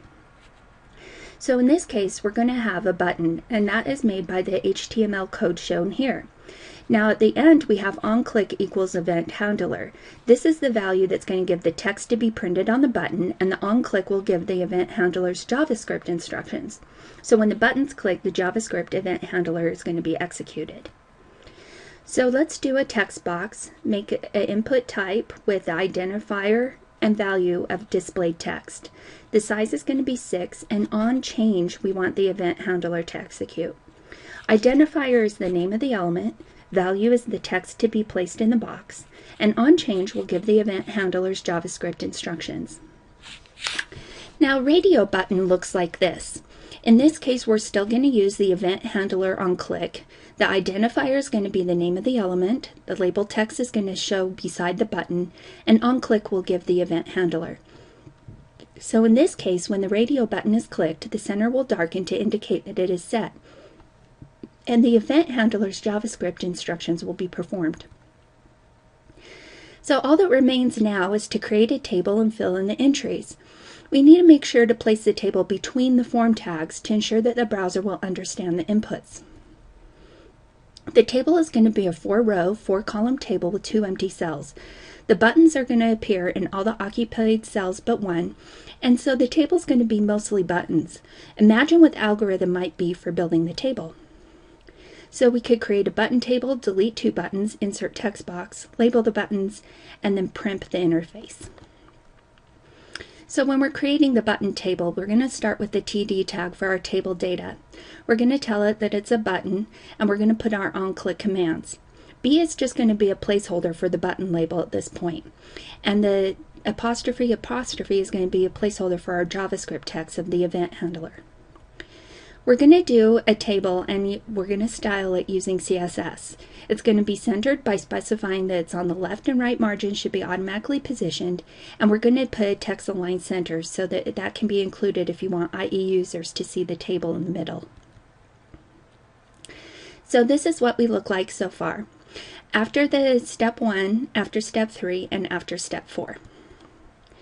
So we want to delete 2 buttons. So in row 2, cell 4, and row 4, cell 2, we want to remove the input because these cells are going to be empty. They can be empty but still need to be surrounded with the TD tags. Now we're going to input our text box in the lower right corner. Modify the button input to be a text input by changing the type to text, and name this one price because that's the information that's going to be computed with the program code for our display. So here we have a price, and we're declaring the initial value to be 0. We're making it a size 5 because no drink inputs will result in a price of more than 4 digits plus a decimal point. And we're going to change the onClick event handler to onChange. The immediate stages of the construction of the bean counter interface now look like this. So now we want to go through and label our buttons, and each of the table cells will change the value attribute of each button from B to the proper button label. First is going to be the number of shots, second, the sizes, and third, the types of drinks. Now the two items in the last column are going to be the controls of clear and total. So this is now what our interface looks like. Now we want to primp our interface. The buttons are going to look better if they're all the same width. And because the button is as wide as the value text, we simply just want to add spaces before and after the drink name to make the button wider and balance the position of the text. We're going to give the table a background color. Remember that colors can be numeric because they're based on that hexadecimal value. So at this point we're going to make 993300 our background color, and we're going to add a border to our table styling, making it a medium solid line, and the color should be fire brick. We're going to add 8 pixels of padding to the buttons, and we're going to add a medium red border to the price of the text box. So now this is what we're aiming for. The web interface for the bean counter program will appear when it's complete. Now, event-based programming should behave like a calculator. So each time the button is clicked, something should happen, and this is a user-caused event. So programming the bean counter application amounts to defining in JavaScript the actions that should be performed when each button is clicked. The Onclick event handler is going to look like this. And it's used because we want the computer to do the action we programmed when the total button is clicked. So to use JavaScript to calculate the price, we'll insert the price computation code inside the quotes for our Onclick attribute. We now have an Onclick event handler. This is what our total text box input element looks like at this point. You can see that we've taken our code from our JavaScript program of the espresso, and we have put 3 temporary declarations in. So, when the total button is clicked, the browser will look for the Onclick event handler in the total button input tag. Then the browser will find the instructions to perform the action, and it will run those instructions, which will implement the action and wait for the next event. So the shots button should look like this. The number of shots on the customer request is identified with which shot button is selected. The 2 will assign a value of 2, etc. And the action to be performed on a click event for the size buttons is to assign the appropriate value to the ounce variable. The drink is assigned as espresso, not espresso in all caps as written on the button. The JavaScript code will behave as though there were 52 letters in the alphabet, 26 lowercase and 26 uppercase. So clicking the clear button will reset all of your variables to their initial values, but there's no initial values yet. So sometimes in programming we need to go back and add information because it's not always going to be perfect the first time through. In this case, we want to make declarations at the beginning of the program just after the body tag, and they need to be enclosed in the script tags. The initial value for shots is going to be 1 because every drink has at least 1. Initial values for the drink and ounce are chosen to be illegal values so that an error message will pop up to the user that will tell it that it's missing some input. The clear button is going to make the same assignment, setting everything back to the initial value, and the document form statement will place 0 in the price window. The browser is going to record all this information about the web page in a data structure called the Document Object Model, or DOM. This records information about the forms used in the page and the images used on the page. Now, when we're referencing data across controls, you're going to use entries, and these are created for forms, images, and other elements in the order in which the information is encountered in HTML. For each form, the input controls are recorded, and they can have several attributes that are also recorded, such as the price input control with a value attribute of 0.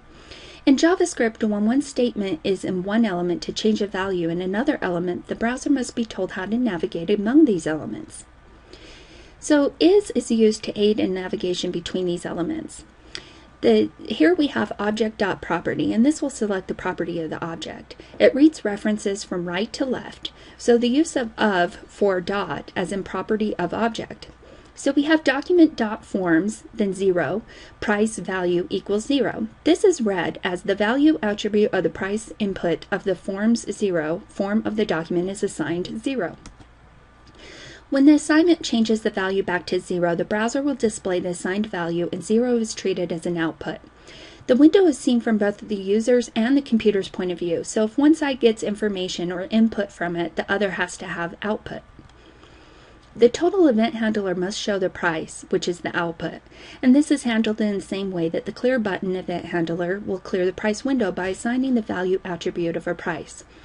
The final line of the total event handler is going to be replaced by that value of price. So every design must be critiqued to ensure that it meets the requirements of solving the problem and see if there's anything we can improve upon. Experiment with the bean counter application to see how well it works. Does the design fulfill the barista's needs? The final price is shown as a decimal number with several decimals, not as a currency with only 2 decimal points. So let's add document forms 0 price value equals math round price times 100 divided by 100 to the last line of the total button of the event handler.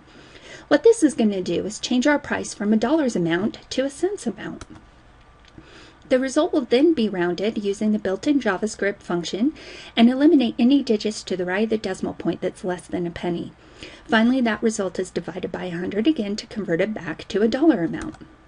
This computation is a standard way to remove unwanted digits. It's not perfect, but it gets us to the correct amount. The final changes should read as below. The organization of the buttons is generally consistent with how the application will be used. Espresso drinks are typically named with the syntax of how many shots, what size, and what kind of drink. Double tall latte. The form does not give a barista any feedback about the current settings of the variables. There should always be feedback for every operation, and adding a window above each column of buttons that gives a current setting might be helpful. So we're looking at the bean counter application improved to give the barista feedback. Now, when referencing variables, declarations are usually placed at the start of the program. You want to place your declarations right after the body tag inside the script tags. And an event handler of one element needs to place a value in the window of another element. It must describe how to navigate the item it wants to change using dot operators. The bean counter application illustrates 3 different ways to reference data values in an event handling program: the tax rate, the drink, and a variable in another element. The programming process was and is incremental, so we begin by producing the minimal 14-line HTML program and testing it. We add to it and then test it again. Only improve one feature at a time and test as you go. So you want to write and solve one event handler at a time so that you can see the similarities among the various events, and you can also have help in developing the other event handlers. Finally, critique your result. This strategy of breaking the task into tiny pieces and testing the program after each small milestone has 2 advantages. At no point did we have to solve a complex task, and continual testing meant that we immediately knew where any errors were located to the newly added code. When the initial design is completed and critiqued, this is not a critique of the programming, but a critique of how well the solution solves the problem. This is an important part of any design effort, but especially so for software. So in summary, we used HTML to set up a context in which event handlers perform the actual work. And then we wrote the JavaScript code for the event handling. Next, let's talk a little bit about programming functions. Functions are packages for algorithms, and the 3 parts form the function declaration. These are the name, parameters, and definition. First, let's write the Celsius to Fahrenheit conversion in JavaScript using Scratchpad. So you're going to go to Tools, Web Developer, and then Scratchpad. The standard form is going to be writing the function for the declaration as function name, parameter list, and statement list. In the example, the name is convert C2F, and the only parameter in this list is temp in Celsius, and the only statement is a return statement. Now remember that all the punctuation is going to be very important, and the parentheses will always follow a function name, whereas the curly brackets will always come in pairs. The name is the identifier for the function, and it's common to use it to describe what the function does. Try to pick a name that is meaningful. In JavaScript, the names follow the rules for identifiers. They begin with a letter, use any mix of letters, numbers, and underscores, and you want to avoid the reserved words. Now, programming languages have a standard form for writing function declarations. Look at the punctuation. The parentheses always follows the function name, and the curly braces are positioned or should be placed where they are obvious. Programmers place them as shown so that everyone knows where to find them. The parameters are the values that the function will compute on, and they're important to the function. The order for these statements of the algorithm refer to the input values, and the inputs are given names. The parameter list is simply a list of names for the inputs separated by commas. The parameter names will follow the usual rules for identifiers, and when writing our algorithm, the parameters are like normal variables. But unlike normal variables, they'll begin with a defined value, and they don't have to be declared.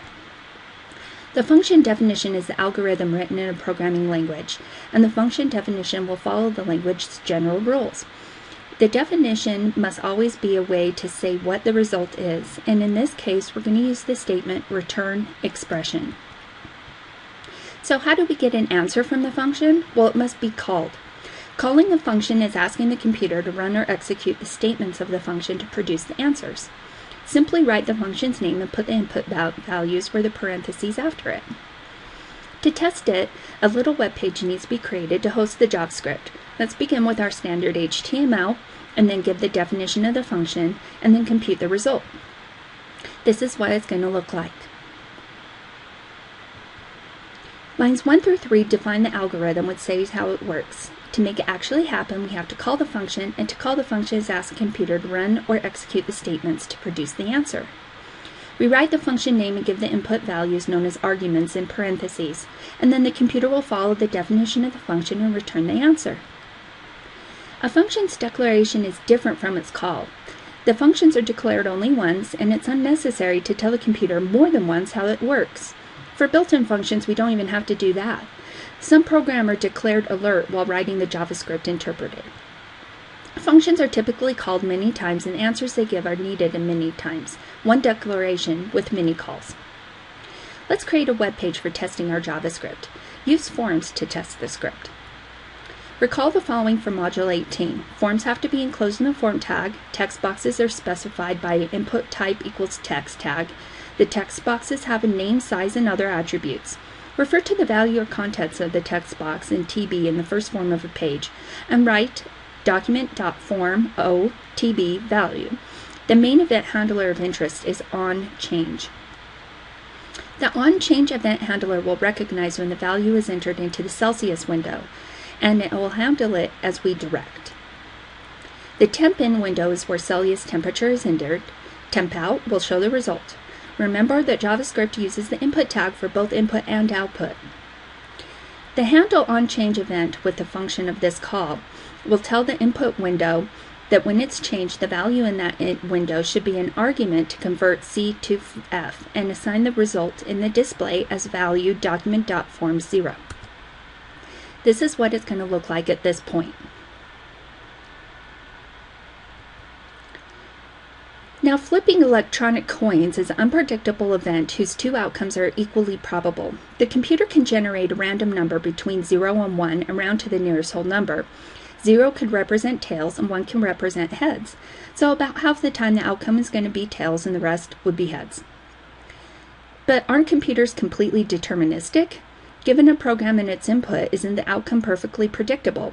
They are not random in any way. So computers generate pseudo-random numbers.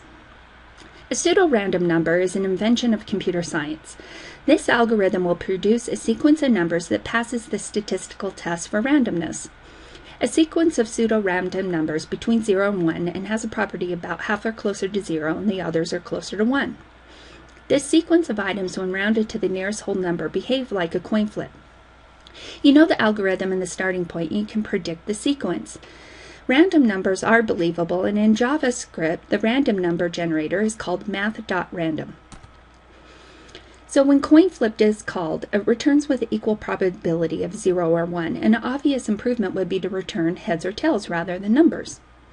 So math random will produce a result in the interval of 0, 1, and any number except 1 is possible within those limits.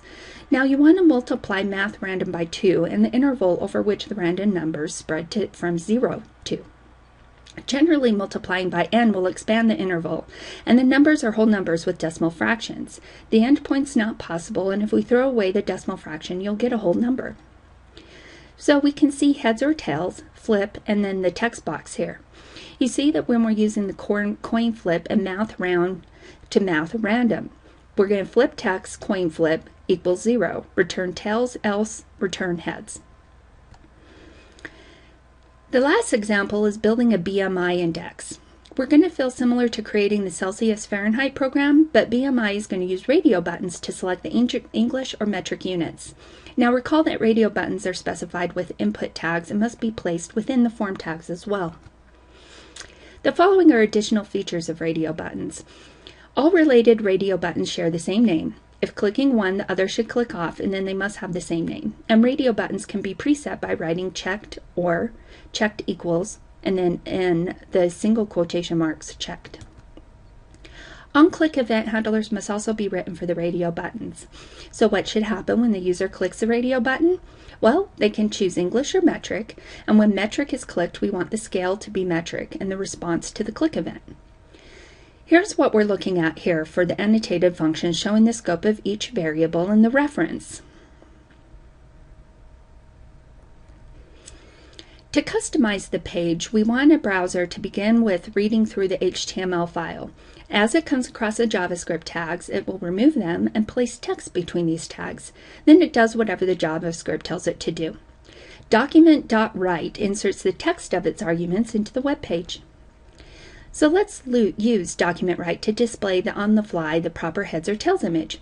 Locate two images to use, then change flip out function from giving heads or tails output instead of giving a text string with the name of the image file we want to display. Suppose we want a table of temperature conversions for our web page with a column for Celsius and a column for Fahrenheit. Use the document.write to create a table on the fly. When the browser encounters script tags, it does what the JavaScript tells it to do and calls document.write. The browser has to construct the function's arguments, and then the browser builds a page. A table is formed from our created on-the-fly rows that we used in our conversion function. We will write and then load our app using a browser on our smartphone or tablet, and the app will work just fine on our laptop or desktop, but we're going to want to design this for something smaller. We're going to be designing for a mobile device, and our bean counter app would be hard to use on a phone display because of the small buttons and a drop-down metaphor. So when we're designing for mobile devices, the touch metaphor will benefit from larger blocks and a more open organization. We're going to use a two-dimensional grid of blocks that the user will tap. We are going to create a counter assistant page, and this will count button increments of the total field, meaning that the field can be filled in with any text and the C button, which will clear the field. We write a function to create a row of the table, placing the entire HTML text in the function. This requires us to use a sequence of document.write function calls. It relies on our 4 global variables to keep track of the counts. It will set up the structure of the table and then call a row function, which will construct the rows and their input controls, and this has a single parameter that is the number of rows being specified. Now, most functions are general. They're written for a specific application, and we will have the chance to use them again, because they're the building blocks for future programs. Some functions are not building blocks, and they have to run within a document within a form, and that form must have within it the input controls with specific names. Managing the complexity of it is another reason to write functions, and 2 reasons for packaging algorithms. Now we're going to focus on iteration principles. So the terminology here is repeat. Now 5 repeats means that you have done it once followed by 5 more times, which is the repeats. So to iterate, 5 iterations means that you do it 5 times. It means looping through a series of statements to repeat them. And in JavaScript, the main iteration statement is the for loop. The for loop syntax looks like this. Text that is not in the meta brackets has to be given literally, and the statement sequence to be repeated is in the statement list. So for the loop syntax, the whole statement sequence is performed for each iteration, and the computer will complete the whole statement sequence of the statement list before beginning the next iteration. So 3 operations in the parentheses of the loop control the number of times the loop iterates. This is called the control specification. We can use an iteration variable, and they are normal variables and can be declared. This example uses j as the iteration variable. So here we have initialization. This sets the iteration variable's variable for the first of any iteration of the loop. Continuation has the same form as the predicate in a conditional statement, and if the continuation test fails outcome, then the loop will terminate and the statement list will be skipped. The continuation has a true outcome, then the statement list will be performed. When the statements are completed, the next iteration operation is performed, and the next iteration changes the iteration variable. The next iteration will start with a continuation test, performing the same sequence of operations, and it will proceed until the continuation test has a false outcome, terminating the loop. This is what the general form looks like, and you can see the specific example on the right with the J. Now, table 20.1 in your text gives the sequence of operations on J from the for loop with control specifications. Here's an example. The text "she said," and then it produces the following alert box. Iteration variables are normal variables, but just used in iteration. They have to be declared using the same rules for identifiers, and programmers tend to choose short or even single-letter identifiers for iteration. Things such as I, J, and K are the most common.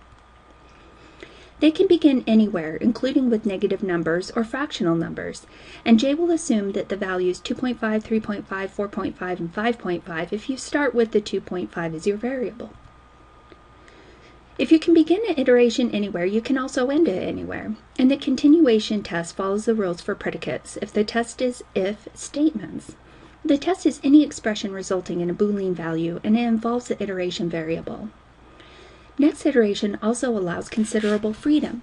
It allows you to specify how big or how small the change in the iteration variable should be, and the amount of change is known as the step or step size. The variable is often used in computations in the statement list, and it's important that you focus on the values of the iteration variable during the loop. Here's an example. World famous iteration, or WFI. JavaScript uses the same for loop statement structure as other popular programming languages like Java, C++, and C, using the form just described. For loops are relatively error-free, but it's possible to create infinite loops. So think of what could go wrong if a loop in a program has to have a continuation test or it never ever terminates. The fifth property of algorithms is that they must be finite, or they have to stop and report that no answer is possible. If the test is based on values that don't change in the loop, the outcome of the test will never change. The loop, then, will never end. Note I and J above. Let's use rand number 2 from module 19. It will return the 0, which is tails, or the 1, which is heads, and flip the coin 100 times. Let's use WFI to do this.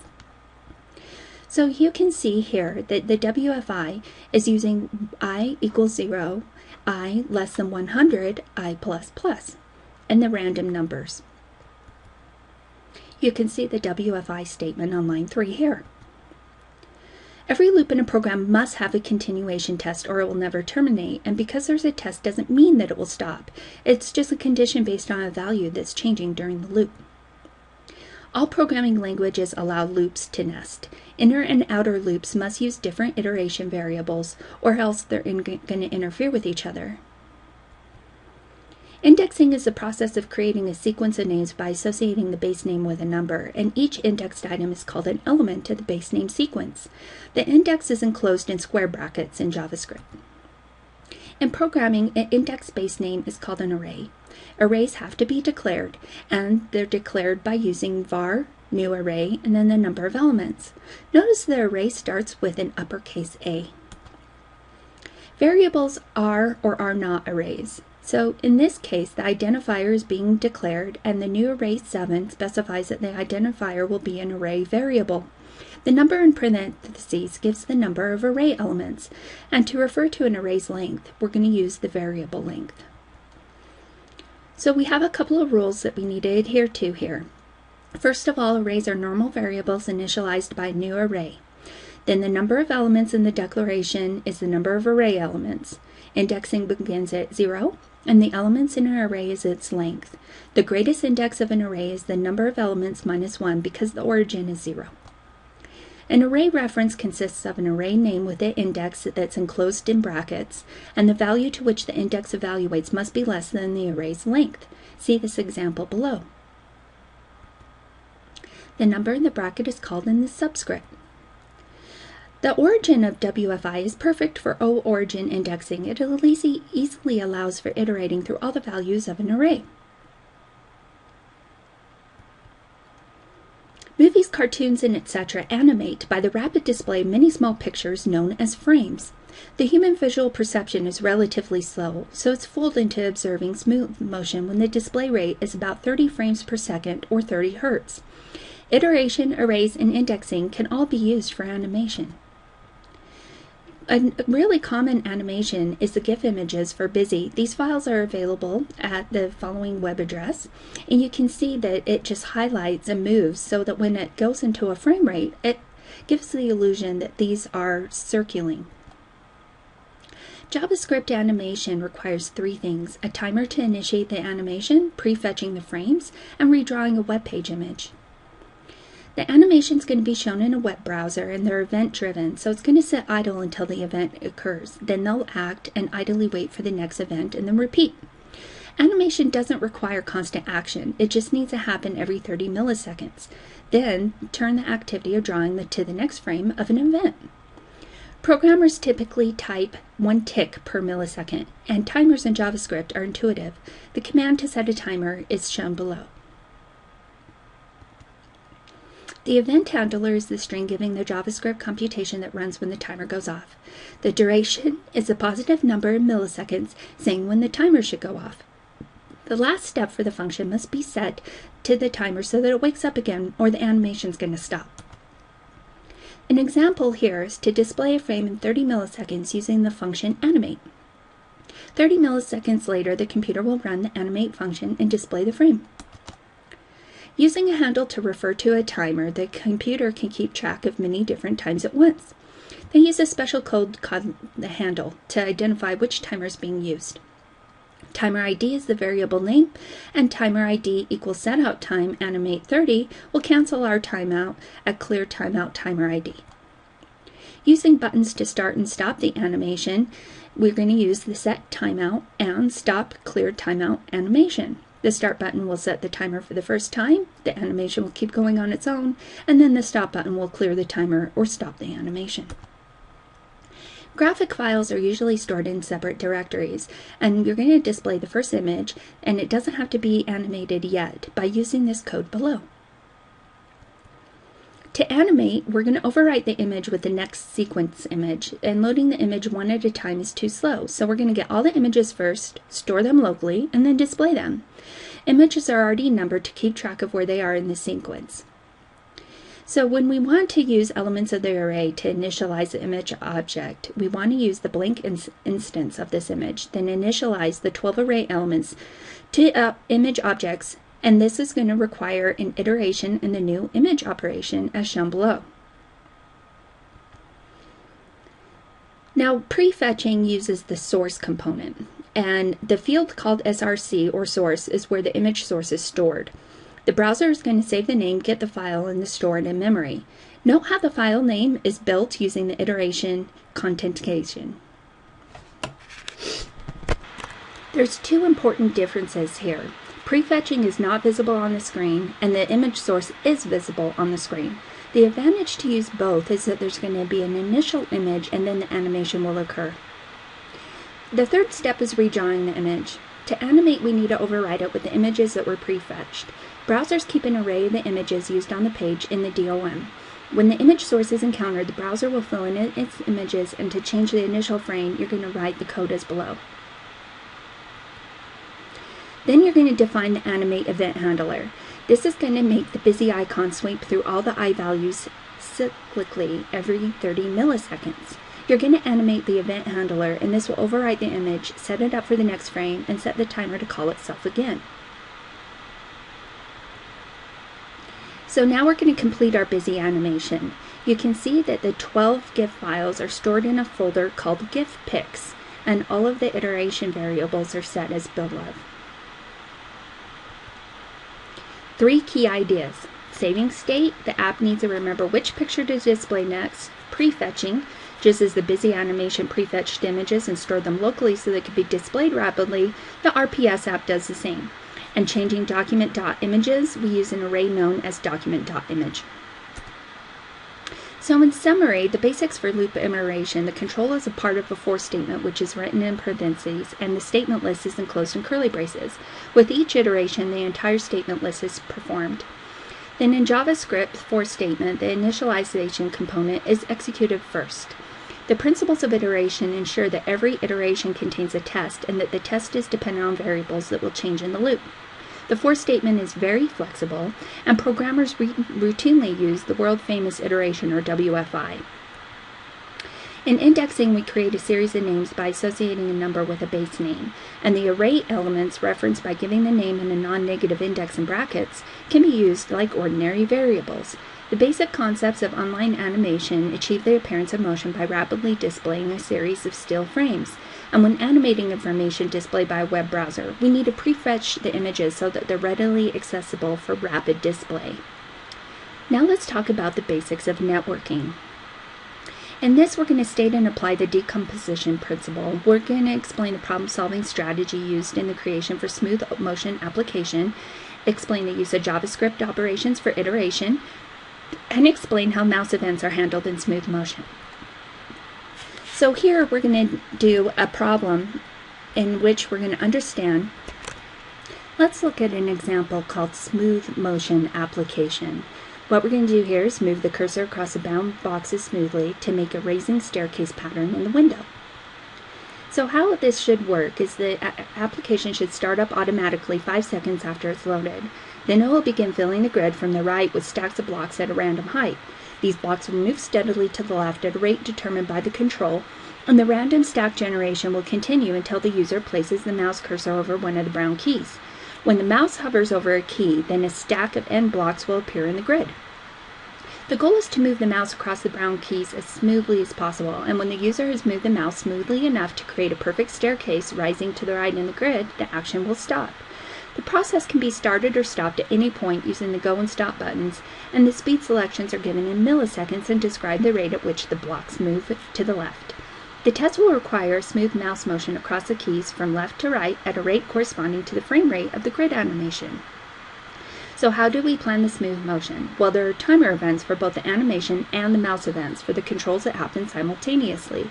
We approach it in a methodical step-by-step way, applying a standard divide and conquer technique to simplify our work, and breaking the project into convenient, manageable pieces will ensure success. The decomposition principle is to divide a large task into smaller subtasks that can be solved separately, and then combining their solutions to produce the overall solution. The decomposition principle can be applied to each of the subtasks, producing even smaller subtasks. The components become small enough that they become solvable. An obvious beginning point for applying the decomposition principle is listed below. Decide on the problem-solving strategy by doing a decomposition of the problem into solvable tasks, and then strategize how to solve each of the parts. Then we're going to build the UI. This will provide a place to test and save the solutions in the other tasks and organize the structure where we can add the JavaScript to code it. We only want to build a really basic primitive page, and we're going to split it into a working prototype and then embellish the second. So we have tasks that rely or depend on the solution of other parts. They don't rely on the solution of other tasks. They're going to be called independent, and they should be done first.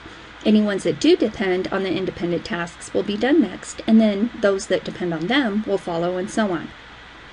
So consider the dependencies. Plan to schedule the tasks based on the rule that perform any task when all the tasks dependent on it are solved. If all the tasks are mutually dependent, then begin on the dependent tasks and do them as far as possible until they need the results of another one, and then work on the other task. So to keep track of many dependencies can be confusing. Engineers and managers draw a task dependency graph or a PERT chart.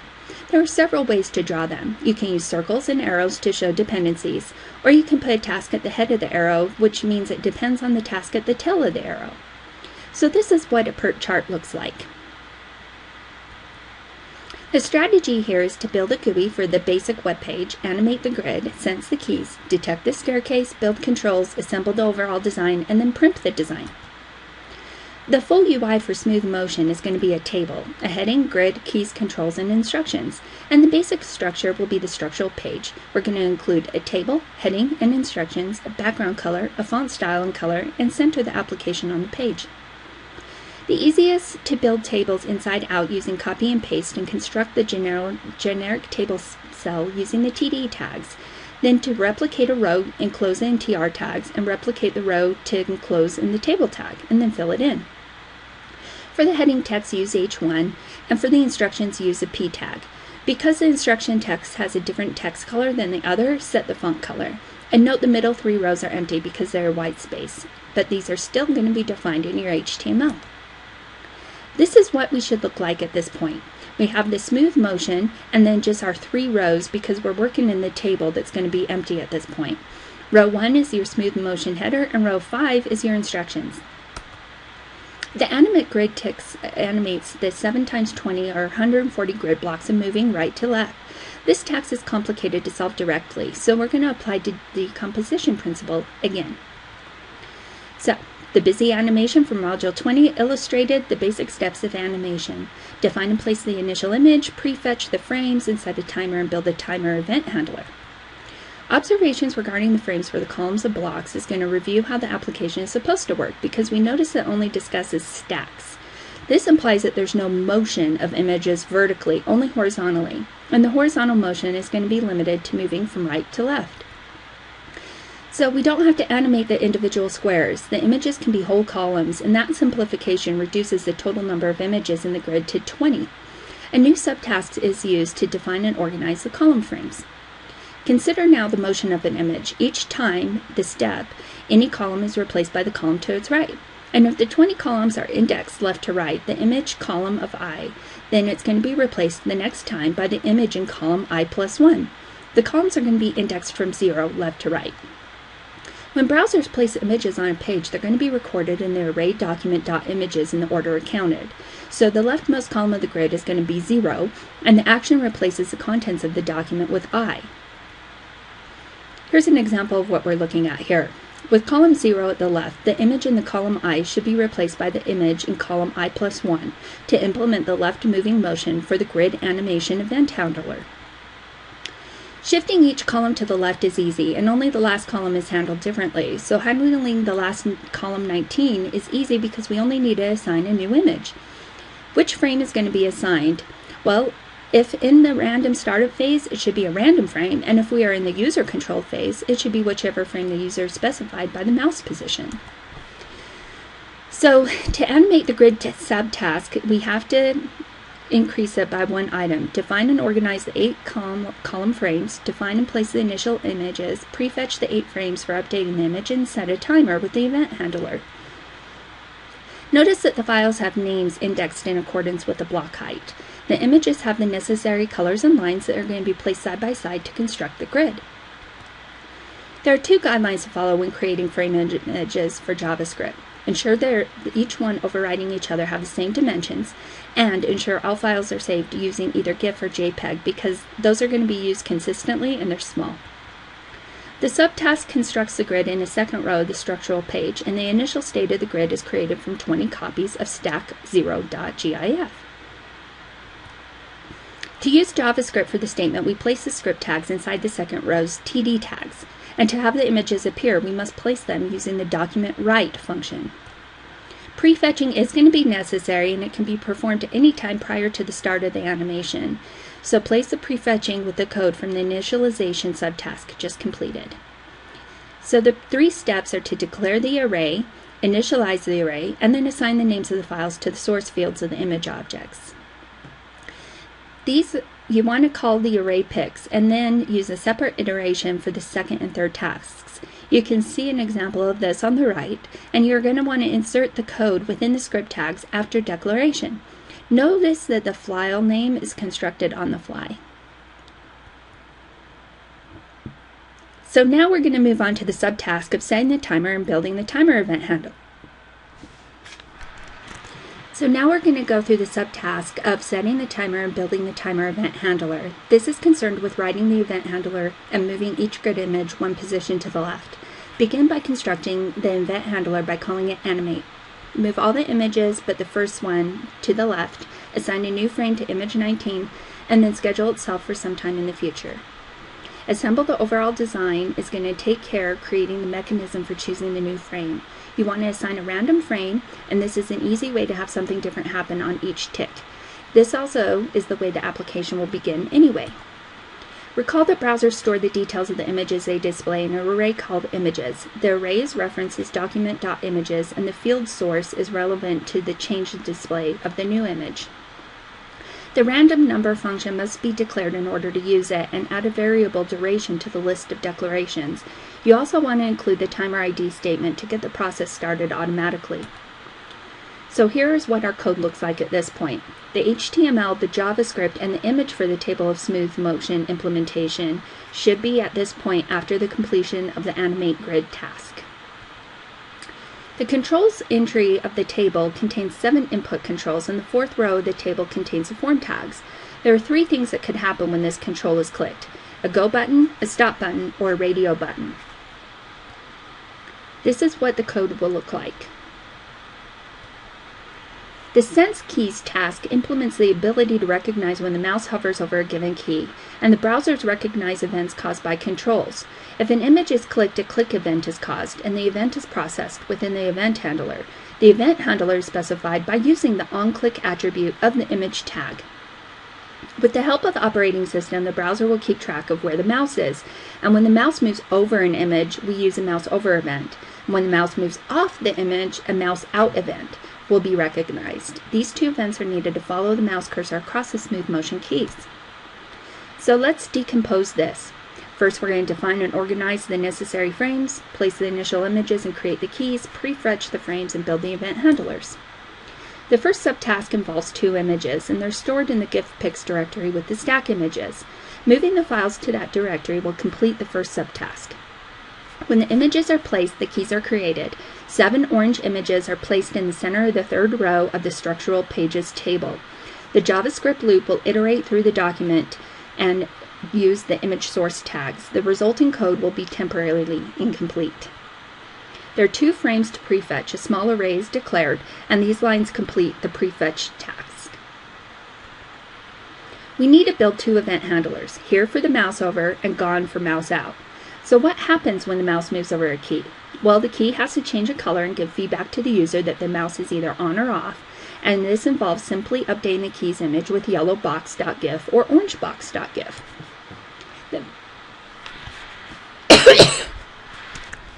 The last part of building the event handlers is to make the key's position a parameter. Here is going to solve the problem of mismatched indices, and gone is because we don't know where the mouse is moving to.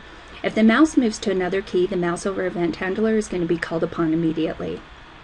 Now the 2 mouse event handler functions have their position parameters specified by the for loops iteration variable of j. Now we can test the Sense Keys task solution by making a tiny change in the grid animation event handler of animate. Now notice the JavaScript for the Sense Keys task above. The 2 declarations and the 2 event handlers are not shown here. Animation will stop when the user has manipulated the mouse to create a rising staircase, and this can occur when the frame values for 7 consecutive animate calls. The value of the frame will tell the animate event handler which stack frame to display, and if it displays the 7 frames in order on 7 consecutive ticks, then there's going to be a staircase. So you can do this through several different techniques. You can keep an array of the 7 most recent frame values and check each time to see if the desired sequence occurs. You can look at the source field in the last 7 images of the grid to see if they have the right sequence of file names, and you can also predict the next frame value. Now we're going to modify the animate function right at the point where it's about to set the timer for the next tick. If the staircase is found, then there's going to be no next tick. The build controls task is performed out of order, and this is because it's convenient for us. It's easier for us to assemble the overall design ahead of time, and display the randomly selected stacks of blocks isn't going to currently work. So it's time to put the animate grid task back in. We're going to set image 19 to frame or random number 8, depending on whether the user has ever passed over the mouse key. The mouse over event handler will recognize the situation and start out with a frame initialized to an erroneous number and test it in the animate event handler. If it is there, the mouse hasn't passed over the keys for the first time. If anything else, it means it has. So now we're going to assemble the overall design. So what we had before will now become this as shown below. The revision of the function animate will encapsulate the portions of the computation into functions. Now we're going to primp our design. We're going to put in some cell padding and revise the instruction colors. Both these enhancements are going to be programmed in the table and TD elements. Loops are going to save us from writing the same statement multiple times, and it simplifies programming, but you can decide which method is more convenient for you. The here and gone functions use a single parameter that's the position of a key in sequence, and the separate functions could have been written in which the key's position is used explicitly, but this would create many almost identical functions. So when managing the complexity with functions, you need to make sure that you're clarifying how the animation function works. People are going to see the function names and interpret them as describing what the function does, and this is going to give them the understanding of how the problem was solved and how the computer was instructed to solve it. In summary, to solve a problem, we did the following listed here. Now we're going to talk about the limits to computation. So do you think computers can think? Well, what is thinking? It is what people do. Alan Turing tried to answer this question. He's one of the pioneers of computing, and he decided to forget defining thinking and proposed an IQ test for the computer in 1950. So the Turing test is two identical rooms. Let's name them A and B. They're connected to a judge who can type questions directed to either room. A human occupies one room and a computer in the other, and the judge's goal is to decide based on answers received which room contains a computer. If the judge can't decide for certain, the computer can be said to be intelligent. So his experiment sidestepped the problem of defining thinking and got away from focusing on the specific abilities such as performing arithmetic. So when Turing convinced the test, no algorithmic process was known for analyzing English, as the word processors grammar checkers do today. Computers are still a long way from being perfect and good enough at language tasks that we can imagine a day when computers are better almost than humans. Spelling and grammar checks are based on rules of syntax, and the computer doesn't understand the context. So here's an example about Eliza, who's the doctor, and it was developed by MIT researcher Joseph Weizenbaum. She carried on a conversation as though she were a psychotherapist. Eliza was programmed to keep the dialogue going by asking questions and then requesting more information, and she took cues from words like mother and negative words like don't, hate, not, etc. But Eliza was not intelligent. Her response was just pre-programmed. Artificial intelligence is a part of computer science, but to be intelligent, a computer has to understand a situation and then reason to act on that understanding. Actions cannot be scripted or pre-programmed or predetermined, and systems would have to understand natural language or have real-world knowledge. So playing chess doesn't require natural language. It offers a challenging task that humans are good at and interested in, and it was predicted as early as 1952 that a computer would be a grandmaster, but it took more than a decade before computers could do much more than know the legal chess moves, well established as a litmus test for AI. A game tree is an evaluation function which gives a score for each move. If it's positive, it's good. If it's negative, it's bad. And the higher the score, the better the move. So the computer can evaluate or look ahead at the opponent's move and see how that will affect its move. This is what a game tree looks like. There are 28 moves possible from the current position and an average of 28 from each of those, and each of their descendants and so on. So there's 500 million boards on the computer that the computer must try to evaluate. So before picking a move, the computer must consider what the opponent might do, and then consider every possible next move and evaluate them. The best move for the opponent is presumably the worst move for the computer, and checking the whole game tree is generally impossible. If there's 28 moves possible from the current position and an average of 28 of each of those, that generates 500 million boards. So picking the best move at the first level is not necessarily the best strategy. You need to think about the advantages, strategize, sacrifice, and force behaviors.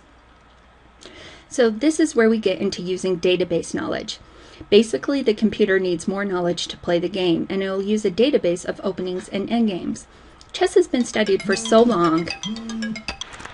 At this point, the computer needs more knowledge to play the game, so it's going to use database knowledge. The database has openings and endgames. Now, chess has been studied for so long that there's ample information about how to start and end a game, and using a database is like giving the computer chess experience. So slowly the chess programs get better and better, and eventually they started beating masters. Progress came with faster computers, complete databases, and better evaluation, and a thing called parallel computation, which is the application of several computers to one task. So the Deep Blue matches required a large database of prior knowledge on openings and endgames. This required special purpose hardware that allowed rapid evaluation of board positions. Deep Blue won by speed, and Blue simply looked deeper into possible moves. So when you're interpreting the outcome of the matches, the problem was basically solved by speed. Since Deep Blue looked deeper, they've demonstrated that computers can be intelligent, or that IBM's team is intelligent, but Deep Blue is completely specialized just to chess. So IBM also created a thing called Watson. In February 2011, this semantic analysis system competed and won a special edition of Jeopardy! So you can see the game winnings here, and Watson is a program with specialized functions and a huge database. The program is self-contained, parses English, formulates queries to its database, filters the results it receives, evaluates the relevance to the question, selects an answer, and then gives its answer in the form of spoken English. So here's the logic of Watson from David Ferrucci, building Watson overview, the Deep QA project in AI Magazine. The database is built from 200 million pages of unstructured input of encyclopedias, dictionaries, blogs, magazines, and so forth. Your standard desktop computer ran the Watson program. It would take 2 hours to answer one Jeopardy! Question. But Watson had to answer in 2 to 6 seconds, requiring 2,800 computers with terabytes of memory.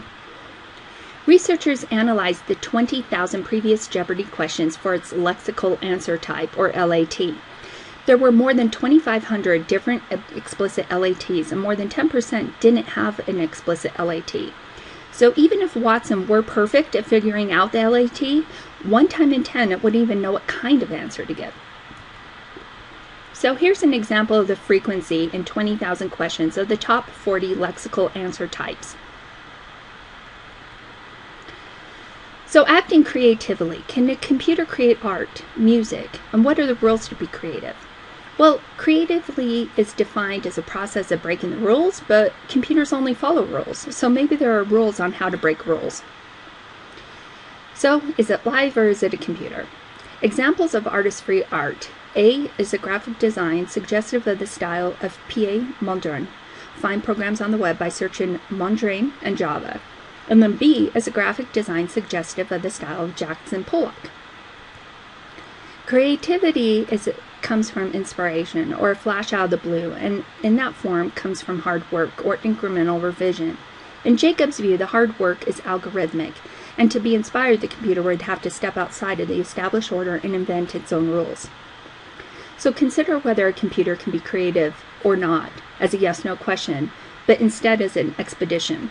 The more deeply we understand creativity, the more we find ways in which it's algorithmic, and aspects of creativity are algorithmic. So what makes one computer more powerful than another? Well, any computer using only very simple instructions can simulate any other computer, and this is known as the universality principle.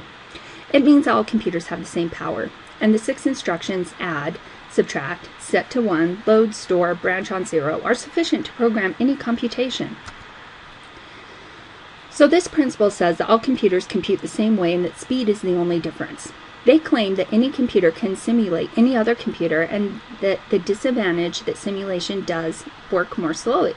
Although both computers can realize the same computations, they perform them at different rates.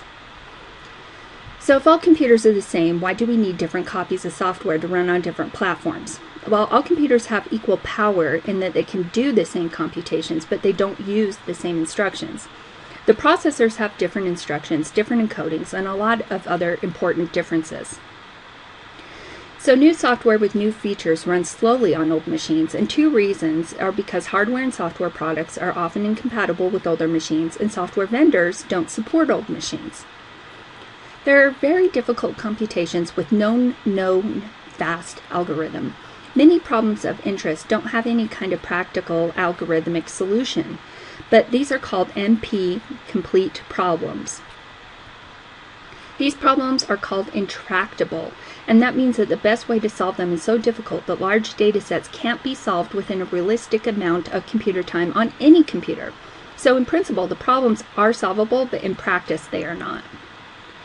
There are problems on computers, and computers cannot solve some of these at all. There's no algorithms to solve this problem, and the problems have a clear, quantifiable objective. So in summary, we identified the tendency for people to decide that an intellectual activity isn't considered thinking if it's algorithmic. We discussed the Turing test, studied the question of computer chess, studied the problem of semantic analysis, studied creativity, presumed that there would be further advancement, but we don't know where the algorithmic frontier is going to be drawn. We considered the universality principle, which implies that computers are equal in terms of what they can compute, and we learned the important problems, the so-called NP-complete problems, require much more computational work than the computations we do daily. So let's summarize a fluency summary. The last module in this course is a summary of IT fluency. In information structuring, remember that collections of information are structured hierarchically. They're organized by descriptive metadata into groups and subgroups, and this assists in locating specific items. Specifying the structure is as essential as specifying the content. The value of information depends on how effectively it can be used. So how will you collect and store your digital information? What will its structure be? How will it be organized? The computer won't know the structure, but you will. So what guidelines will you have or use as you move forward? These are going to be your strategies for non-algorithmic tasks. You need to think about what steps you will take for a rational approach to a task. Precision and the directed application of logical reasoning can solve problems great and small, algorithmic and non-algorithmic. So when it comes to IT fluency, less is more. Fluency knowledge is compartmentalized into three main components: skills, concepts, and capabilities. These components co-equal and are interdependent. Skills is the competency with which contemporary IT applications like word processing. Concepts is understanding the foundations on which computing is built. And capabilities is the facility with a higher level thinking process like reasoning. So let's talk a little bit more about skills. All skills require much detailed knowledge. The computer demands that we are exactly right, and it's very unforgiving. We can't use computers without knowing such facts or researching about them. With concepts, it might be quite detailed, but the basic ideas are not. Computing concepts are like other scientific information, where the ideas have to be explained in full to be understood, but after they're learned, only the ideas themselves and not the particulars are important for the non-specialist. In terms of capabilities, these are going to be the least detailed of all. They're mainly approaches to thinking, and they require you to remember almost no detail whatsoever. So moving forward, think abstractly about technology and the implications of an adaptive approach to learning. Don't memorize the tool's details. Learn the details as you need them. Information technology learning is a process of lifelong learning. To learn computing throughout life requires three activities. You need to pursue new IT uses that fulfill your personal needs. You need to be rational about asking for help, and notice that new ideas and technology as they arise. Now, in pursuing new uses, learning becomes easier the more you know. You can learn IT on your own through practice and experimentation. When you're engaged in information processing tasks, determine whether you should use IT to help you. If you're becoming or have become a self-reliant computer and information user, you can still be in need of expert help. You can troubleshoot some of your own problems, but sometimes you're going to need assistance. If you figure it out, you become more experienced at troubleshooting, and if someone else helps, you may learn some new facts or skills. To learn about and apply the upcoming advances will require your attention to decide whether it's real or just hype. You need to be willing to learn about it and adopt a technology as soon as there's a high probability that it will assist you, but expect the technology to continue to improve and become obsolete quickly. And fluency enables us, the users, to shift gears. For technology users, the ability to manipulate the levels of IT is not an ability to deplore. Congratulations, you have now finished the study guide. Good luck on your test.